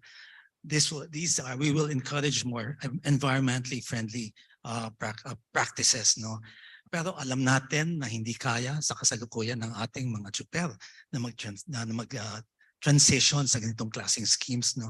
It is important for the government to invest in providing support to ensure a just transition of our drivers and our public sector, no, into the modernization scheme. No. This investment will really redound to a better, cleaner environment. At the same time, ensure that our drivers are provided the decent wages that they deserve. Thank you. Dr. Asanza. Hindi kasi pwedeng may maisip ka, hingin mo na lang na naman sa gobyerno, hingi lahat, no. Ako, ang estilo ko kasi innovative, no. I'm presently the chairman of the Bicol Regional Cooperative Development Council. We have 1,800 members at kasama dyan yung transport group. At nagta-transition tayo papunta doon sa e-vehicles na environmental friendly. At ang tingin ko dito, kung mao-organisa natin ang ating mga jeepney drivers into a cooperative, maraming pwedeng ma-access na benefits dito, and there are also private companies or entities that are willing to finance through a very favorable arrangement with transport groups. Ito po ang pwede nating gawin. Access natin ito creatively. Marami po akong na-implement so far na hindi ko na hiningi sa gobyerno dahil we could be very innovative in our approaches. At ito ang gagawin natin as UP President. Gagamitin natin yung innovative approaches na ito at siguro dahil I serve both in the private sector and the public sector, kaya nakikita ko kung ano yung advantage ng pwedeng ma-access sa private sector na hindi naman overburdened yung hingi tayo. Marami pong paraan at gagamitin natin yung mga pamamaraan na ito. Marami pong salamat. Thank you. Attorney Belaro. Ang pinakauna ko pong titingin dyan ay kung paano maaapektuhan ang ating mga estudyante, mga faculty members at mga staff sa kanilang pang-araw-araw na trabaho at pag-aaral. Alam po natin na ang halos lahat po ng mga UP units except for some ay napakalawak. Ang lalaki po. Talagang kailangan po talaga ng jeep para magkaroon ng magsilbing public transport sa buong universidad. Kung meron na po talagang nandyan na mga modern vehicles, electric vehicles, consistent with safety and welfare standards, go for it. Bakit po hindi? Pero sa ngayon po, dapat po, practicability should rule the day. Because bago po natin igawa yan, it should not disrupt the daily activities of our staff, faculty in other university constituents. Thank you. Dr. Pacheco. Jeepney po, no? Jeepney drivers ang nasa isip ko. Pero nasa isip ko rin yung drivers of change. I don't even call it modernization as if it's a dirty word. Systems thinking po talaga. Classic example ito ng ang gobyerno parang catch-22. Kasi may social aspects, may technological aspects, may environmental aspects, may economic aspects, and of course, political aspects.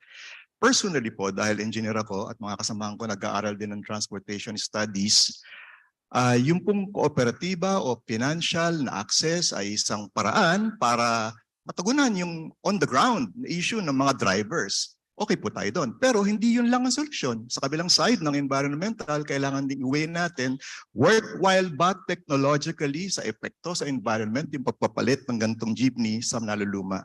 Sa madaling salita po, sana talagang hindi postura o posturing yung mga sektor dahil classic issue po ito. Sana tuhugin lahat ng mga aspeto ng drivers of change. Pare-pareho naman po tayong gustong maging moderno ang sakayan. Modern is not a bad word. Kung dati po, kotsero ang trabaho natin, happy tayong naging driver ng jeepney. Baka maging happy rin tayong maging driver ng modern jeepney and so on. At ang mga pasahero din, happy. At ang next generations, happy. Kaya po sana systems thinking tayo dito, hindi paglaban-labanin yung mga sektor. Pag-usap-usapin. Thank you. Dr. Sanchez. I agree in the modernization of the jeepney, environmentally wise and safety wise for the riders. But we need to assure yung smooth transition in that matter. Kailangan matulungan natin yung jeepney driver or jeepney association to transition to this new modern way of transport. Kasi may cost siya. Hindi basta nabibili naman yung sasakyan. May implication sa kanilang financial capacity to acquire and pay for that new technology. So maybe the government could help find a way to have more creative ways of financing, helping them finance these modern jeepneys in order for the same time protect the environment and of course to have their way of life improve. Thank you. Okay, thank you. Please hold on na lang to that microphone kasi kayo ang mauuna ngayon. Ang andar natin ay papunta doon sa inyong kanan. Ito ang tanong. A common problem among most CUs is the proliferation of informal settlers within our academic spaces. How do you plan to approach and address the issue? Okay, the question is about informal settlers. A common problem among most CUs is the proliferation of informal settlers within our academic spaces. How do you plan to approach and address the issue? First and foremost, we need to have an assessment of how many the informal settlers are in each CUs. And knowing that, we need to have a dialogue with them on the implications, good and bad, while they're there. So, bottom line po is we need to assess the informal settlers inside the campus. So we need to improve on improve or help their welfare inside the campus, and of course we need to help them on how they would improve their way of life by providing them with the necessary space that they can utilize in campus. So that's all. Thank you. Thank you. Dr. Asanza. Ang mga informal settlers po, bahagi ng UP community yan. Hindi mo pwedeng alisin, hindi mo pwedeng basta tratuhin na lamang na parang hindi sila bahagi ng komunidad ng UP. As CATSU President, approve na po yung land use development plan namin at napakahalagang bagay po nang na-approve ito ng aming Board of Regents doon sa pagpaplano ng buong universidad. Ganon din po ito sa UP. Kung nakaplano lahat ang areas kung saan mo sila pwedeng ilagay, ang informal settlers pwede mong i-cluster sa isang area na kung saan yung paghahanap buhay nila, kalagayan nila, magiging maayos habang mas nakaplano naman na maayos yung iba pang areas na para talaga sa academic purposes at sa research and other arrangements with the private sector para ma-improve natin yung ating generation ng income for the university. But definitely they should be part of whatever plans that we have for our UP system. They are an integral part of the UP community. They must be respected. Salamat po. Thank you. Dr. Pacheco. Una po sa lahat, Pilipino sila, di po ba? Tao sila. Kaya hindi ko nga masasabi, hindi ko masisigmurang sabihin, lupa ito ng UP, wala kayong karapatan dito. Ganun pa man, kailangan tayong maging practical. At doon po sa aking proposal, isang posibilidad ko nang nakita, i-internalize na po natin. Halimbawa, meron pa tayong NSTP, Community Outreach Project, kung saan pang community pumupunta. Unahin na natin ang mga community ng informal na settler dahil kasama talaga natin sila. Hindi sila mga bagay, sila yung mga tao, sila yung mga Pilipino. It could have been me or you and I. Nagkataon lamang na tayo ang mga administrador, tayo ang mga faculty, tayo ang mga estudyante.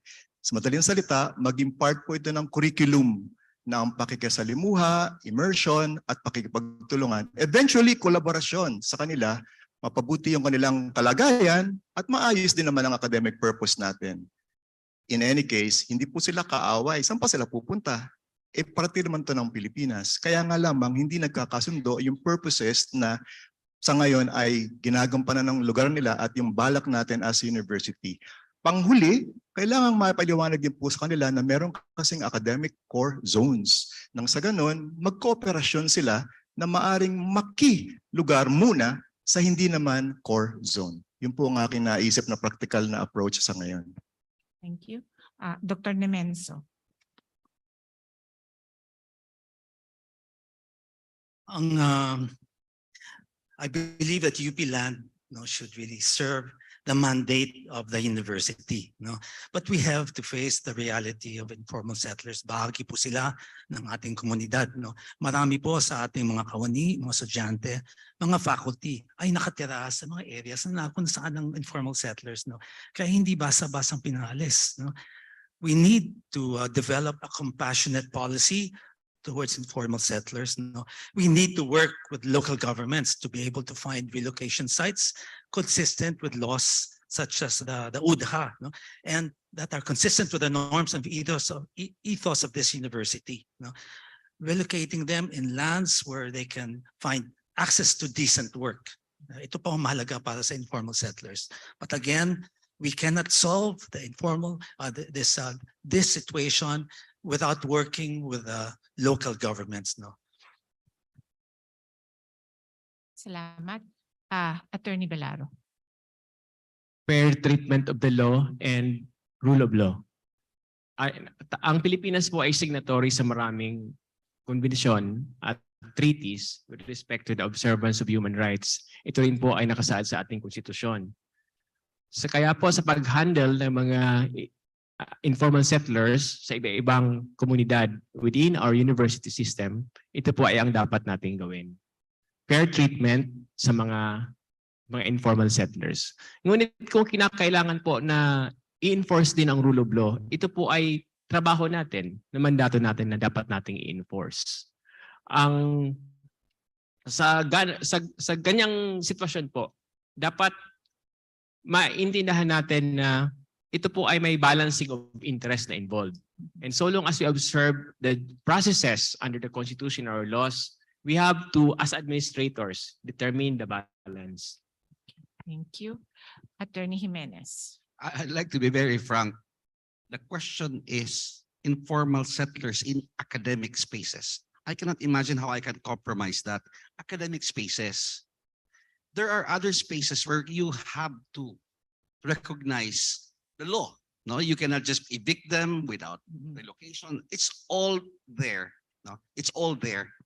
But academic spaces, we should be a little more vigorous in enforcing, because if you neglect that, I feel that's ombudsmanable. No, yung pinayaan mo lang. But there are certain exceptions. UP Mindanao, they were already there when UP came over. It's like the Mexicans complaining about Americans that say that they were crossing the border. The Mexicans were claiming we didn't cross the border crossed us. Same with the cases there in Mindanao. Ando na sila. Naintindihan ko yun. There are historic cases.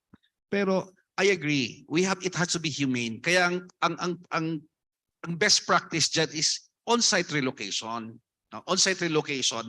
And there have been several attempts already. But I think we just simply have to abide by our mandate to protect the university, and that includes its assets, without violating human rights. Kilala natin, allies natin yan but meron namang malalim na problema. But can you imagine even in principle, hindi tayo magsa-stand. We should at least stand up for it, even in principle man lang. Hindi ka maging malupit, hindi maging makatao, pero kailangan hindi ng tayo. No? Kasi binigay yan sa UP for purposes of maximizing this for education. I agree, marami pong problema. Diliman, a big part of it is categorized as a park. No, so the people can come here. But apit ng usapan, informal settlers in academic spaces. I mean, we should have at least a little more backbone. I realize some people can possibly interpret this in a different way, but I hope you got me correctly. Certain things we just can't compromise, even in principle man lang. Hold on to the microphone kasi kayo ho ang mauuna ngayon at papunta dito ang order ng ating sasagot. Ang tanong ay, what can you say about the slide in UP's global rankings? What can you say about the slide in UP's global rankings? Attorney Jimenez? Hindi na ako makapag-isip pa. You know, there are basically 5 categories in most ranking. Marami yan, no? Chitrelli, quarterly, whatever, no? But basically teaching, research, ano nga yan, citations, and then industry Reputation. value, yung contribution ng research mo towards industry, and then international outlook. Bumaba talaga ang UP, no? But believe me, all over the world, nagkaroon talaga ng impact ang COVID sa performance all over. This is a very unusual time. This is a very unusual time. And I think that the coping mechanisms of all universities in the world is uneven. But having said this, bumaba tayo almost all metrics, ha? Bumaba tayo almost all metrics. Iba okay lang siguro, bawi dito. Pero yung international outlook, matagal na tayong week doon. We don't have so many few foreign professors here. Sa Diliman, siguro 12 lang. And I don't think, and then of course, nakaproblema yung balik scientist program natin because CSE does not want, dual citizenship. So, we have to understand that it is an unusual time. But you know what? I don't really mind going up and down. The most important thing is that we have our goal, even if pabagsak tayo. Sinabi ko naman talaga, I'm not going to make excuses. Yes, bumagsak. But I'm not going to make an excuse for that. Ang sabi ko na lang, ang pagbagsak ng UP sa rankings will highlight the strongest asset of UP. That is our humility. Okay, thank you. Attorney Belaro? Whether we like it or not, we will be ranked, we will be assessed, we will be reviewed. So it's a matter of practicability. If I would be elected as UP president, I would assign a committee or a distinct body to look into this because it's a yearly activity. Metrics management is very important in this globalizing world of academia. But for me, more than the rankings, more than the citations, more than the research, more the teaching strength, is the reality that indeed these metrics that we are being assessed upon are real, are authentic, and useful. Meaning to say, if we are being ranked on the basis of citations, we really have to come out with citations that are useful to the country and consistent with in compliance with the mandates of the university as a research university. If we are doing extensions, we're really consistent with our mandate of being a public service university. Because this way, we're not only after the numerical rank or the number itself, but we're after the reality of our mission, the reality of our mandates as a national and hopefully global university. Thank you. Dr. Nemenso. Kailangan talagang pag-aralan yung rankings, no? This rankings deserve serious study, no? We recognize the importance of rankings as a way of benchmarking and knowing how we fare among the world's university, but as scholars, we need to critically examine the metrics. And this is what we are doing now. What is important is we study them so that we can see how we can improve our university, not in competition with others, but to become a better national university. We have a lot of work to do to improve systems, to take care of our community, to build the capacities of our faculty and students, to streamline processes. Having said that, UP has the most number of national artists and scientists. We graduate social scientists, artists, doctors, community workers, entrepreneurs who are in the best of their position, of their professions. We have launched satellites into space. We have 4 ships. We study the seas and the forests. We have the best hospital in the Philippines. We have the best basketball team in the Philippines. We are doing our part as a national university. These things are not captured in the rankings. While we need to expand our programs, increase our output, we also need to protect the integrity of our scholarship. Too much focus on meeting targets might distort our agendas and distort our practices. I have in mind, in economics, Goodhart's law, when a measure becomes a target, it ceases to be a good target. I see the values of rankings as a way of benchmarking, but we should never lose sight of our real objective, that is to contribute to knowledge and help solve our country's problems. Okay, Dr. Pacheco. Yung sasabihin ko po, kailangan palakpakan nyo rin. Alam nyo ba na sa QS ranking, yung kabilang kumpanyang nagra-rank ay number 1 tayo uli? You should know that. Totoo po ito. Ngayon lang lumabas. Ang punto ko dito, yan po kasing ranking, we have to be intelligent, wiser. We should know what game it is and what game we're joining or not joining. Sabi nga po, whether we want to join, nirarank tayo, so be it. But we should know how to defend ourselves, how to explain. Halimbawa po, yung 2 kumpanyang nagrarank, alam natin na kaya nila ginagawa yan, ang business nila ay sa publications. Okay lang. But we should know that.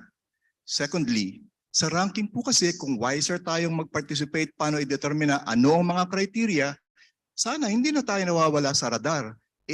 Tagasunod lang tayo, ginawa ng iba yung rules. De lagi tayo naghahabol.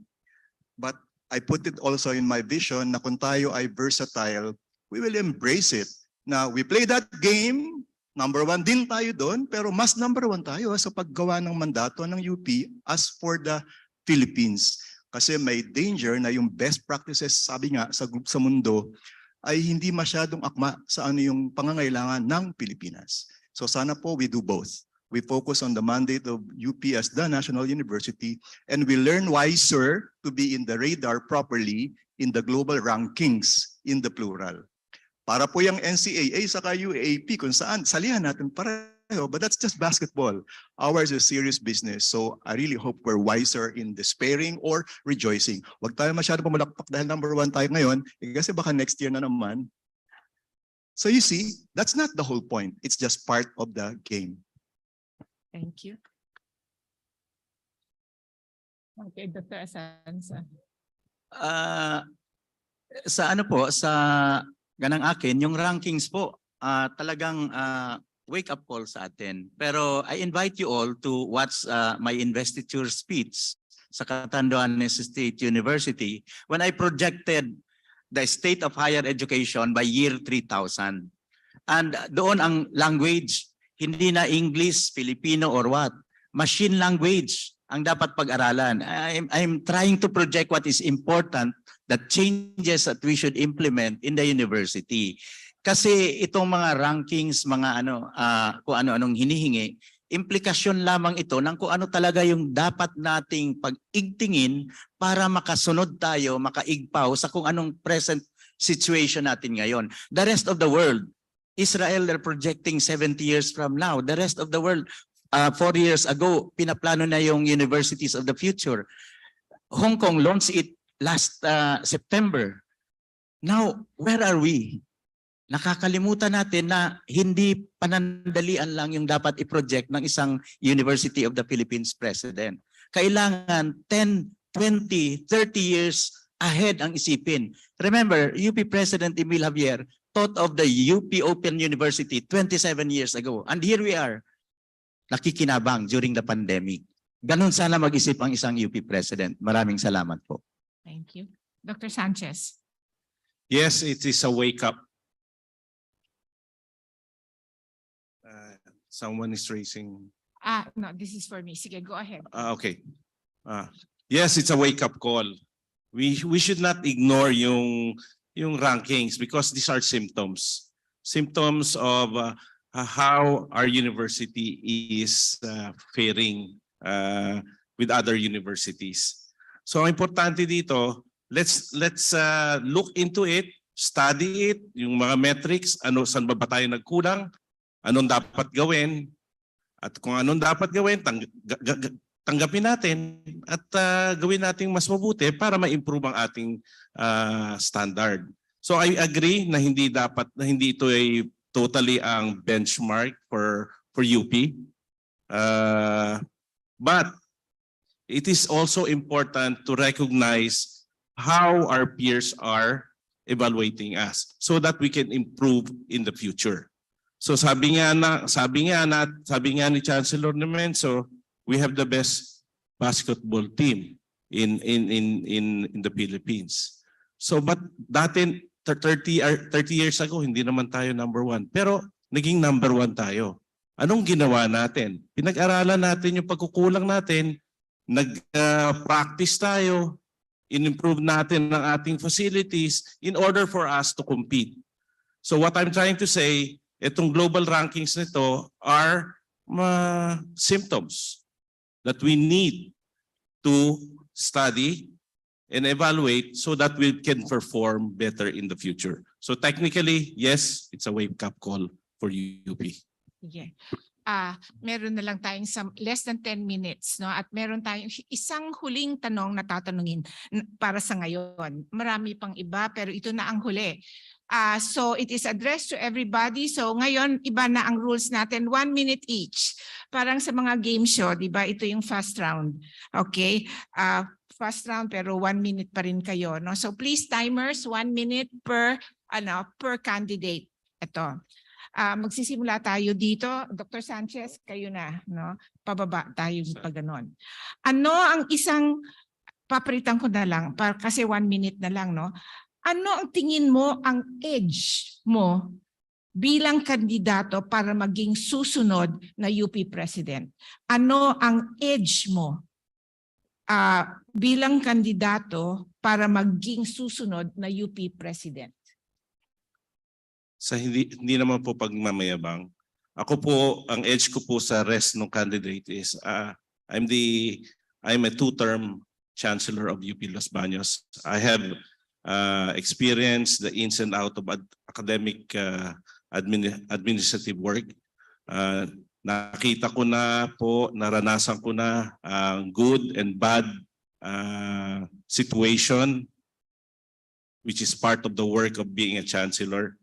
Na nagawa ko na yung dapat kong gawin para mapatunayan ang aking sarili sa pag-administer po ng UP Los Baños. So being a 2-term chancellor gives me the experience to run UP as president of UP.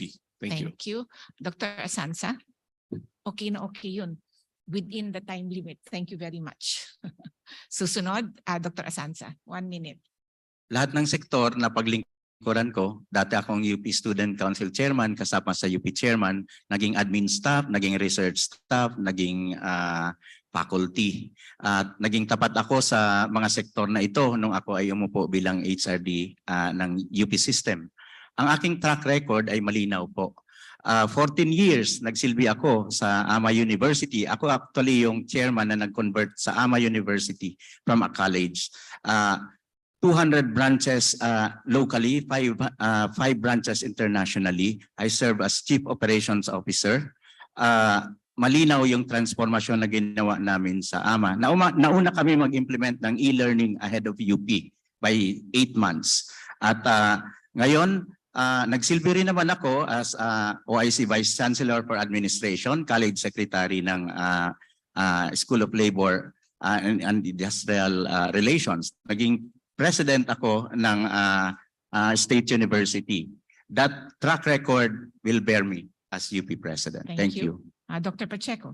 Pakibasa niyo po yung CV ko doon sa website. Mahaba-haba ang aking kinuwento.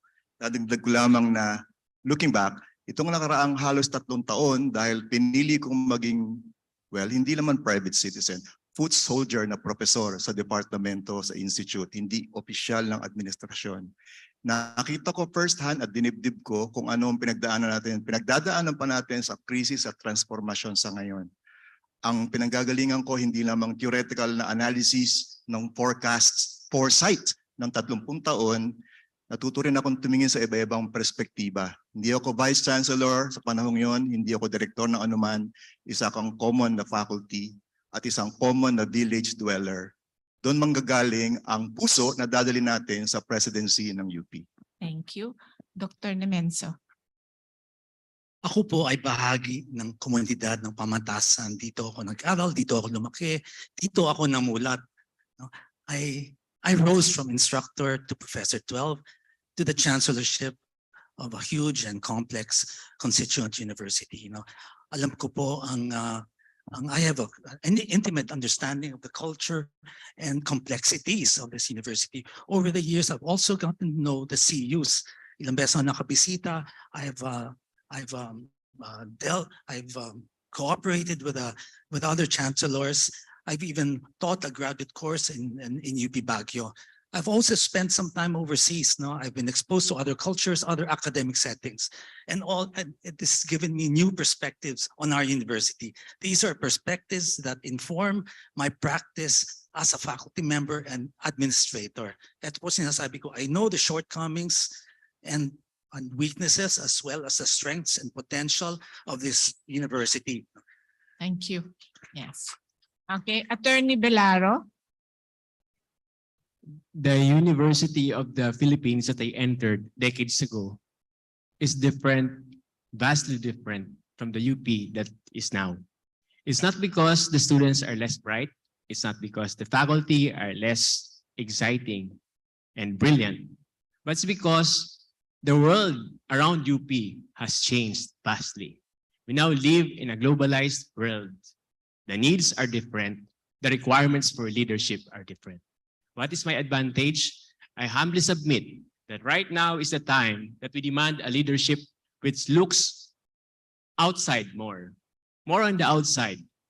Because the solutions, if we are to adapt the same solutions to the same problems from the inside, that will be catastrophic. It would produce inbreeding and mutational defects. My further advantage is that with my vast experience internationally, locally, in entrepreneurship, in private education, and a lot more, this is the leadership perhaps could steer UP into what it needs to be, what it needs to be done. Okay. And lastly, let us hear from Attorney Jimenez. Yeah, I think I'm not the one to compare about being better than the other candidates, but I think I have a more global experience based on directly working and seeing things, how it looks from the outside. I also have more experience than anyone here on looking at it from the systems as a former chairman of the Liban Student Council, a collegiate writer, a student regent, and that's total of 6 years as a regent at large. But I think that the most important, if there is ever such a thing, is that I have been trained as a crisis manager in very difficult circumstances where the best laid plans don't survive the test of combat according to close suites. So I am trained to make decisions wherein a mistake can cost a Filipino a life or their livelihood. So I am trained to decide and analyze the risk, pick the most important factor for success, and boldly move on. I will not deter, I will consult, but I will decide. Thank you. Thank you. This brings to an end the Q&A portion of our forum. All our candidates did very well. And at this point, let us show our appreciation with another round of applause for all of them.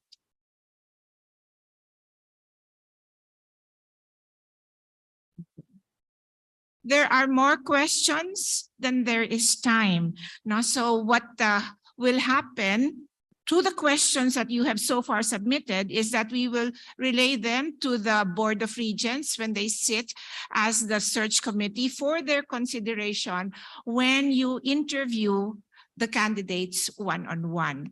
Thank you very much. And now we are going to close the forum. Thank you for your patience, everyone. Just a few more minutes. May we ask the President of the University of the Philippines, President Danilo L. Concepcion, to come and give the closing remarks.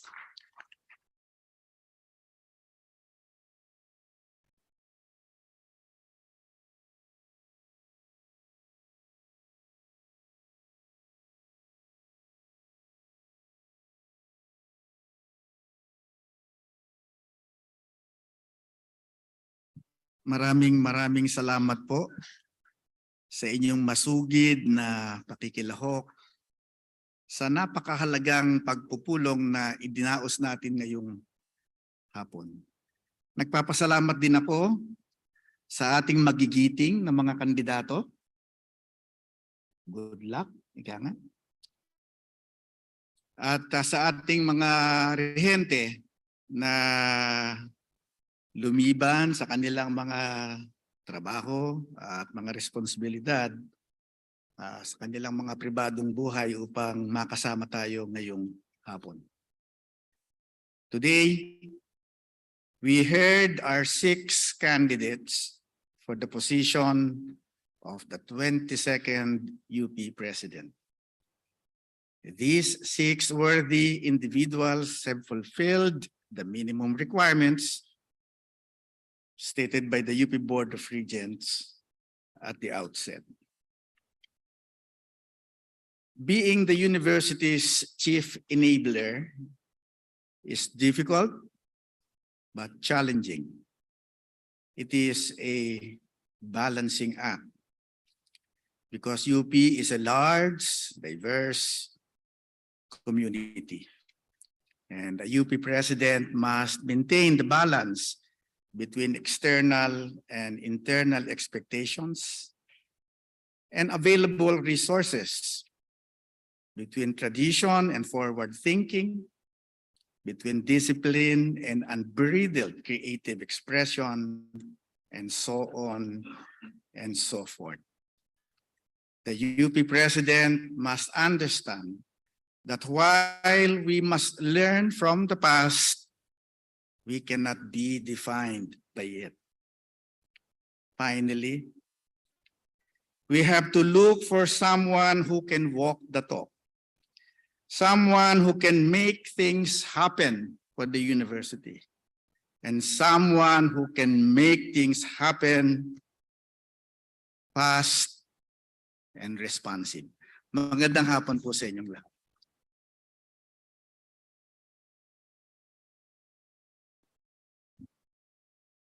Last words na lang ito. Before we finally end the forum and sing UP Naming Mahal, I wish to acknowledge and thank all those who contributed to making this forum a success. Sabi nga, it takes a village. The chancellors of the constituent units of the University of the Philippines for hosting the live streaming and designating venues for the viewing party. In UP Diliman, UP Los Baños, UP Manila, UP Visayas, UP OpenU, UP Mindanao, UP Baguio, and UP Cebu. Maraming salamat. I would also like to acknowledge the director of this forum, former Chancellor of the UP Open University, Professor of Film, Professor Emeritus of Film, and Executive Director of TVUP, Dr. Grace Javier Alfonso. Ma'am Gigi is standing, I hope. May I also thank the staff of TVUP. You are great people. The Office of the Secretary of the University, spread throughout. our theater now, the Office of the Vice President for Public Affairs. Yay! All over the system yan. The UP Media and Public Relations Office, the UP Office of Alumni Relations, the Padayon Public Service Office, the UP Information Technology Development Center, the University Computer Center, the Interactive Learning Center of Diliman, the UP Film Institute, the UP Film Center, Cine Adarna, and the College of Mass Communication. Thank you very much to all, especially you, our audience who sat through our 4 hours this afternoon. Thank you very much. Ladies and gentlemen, please stand for UP Naming Mahal.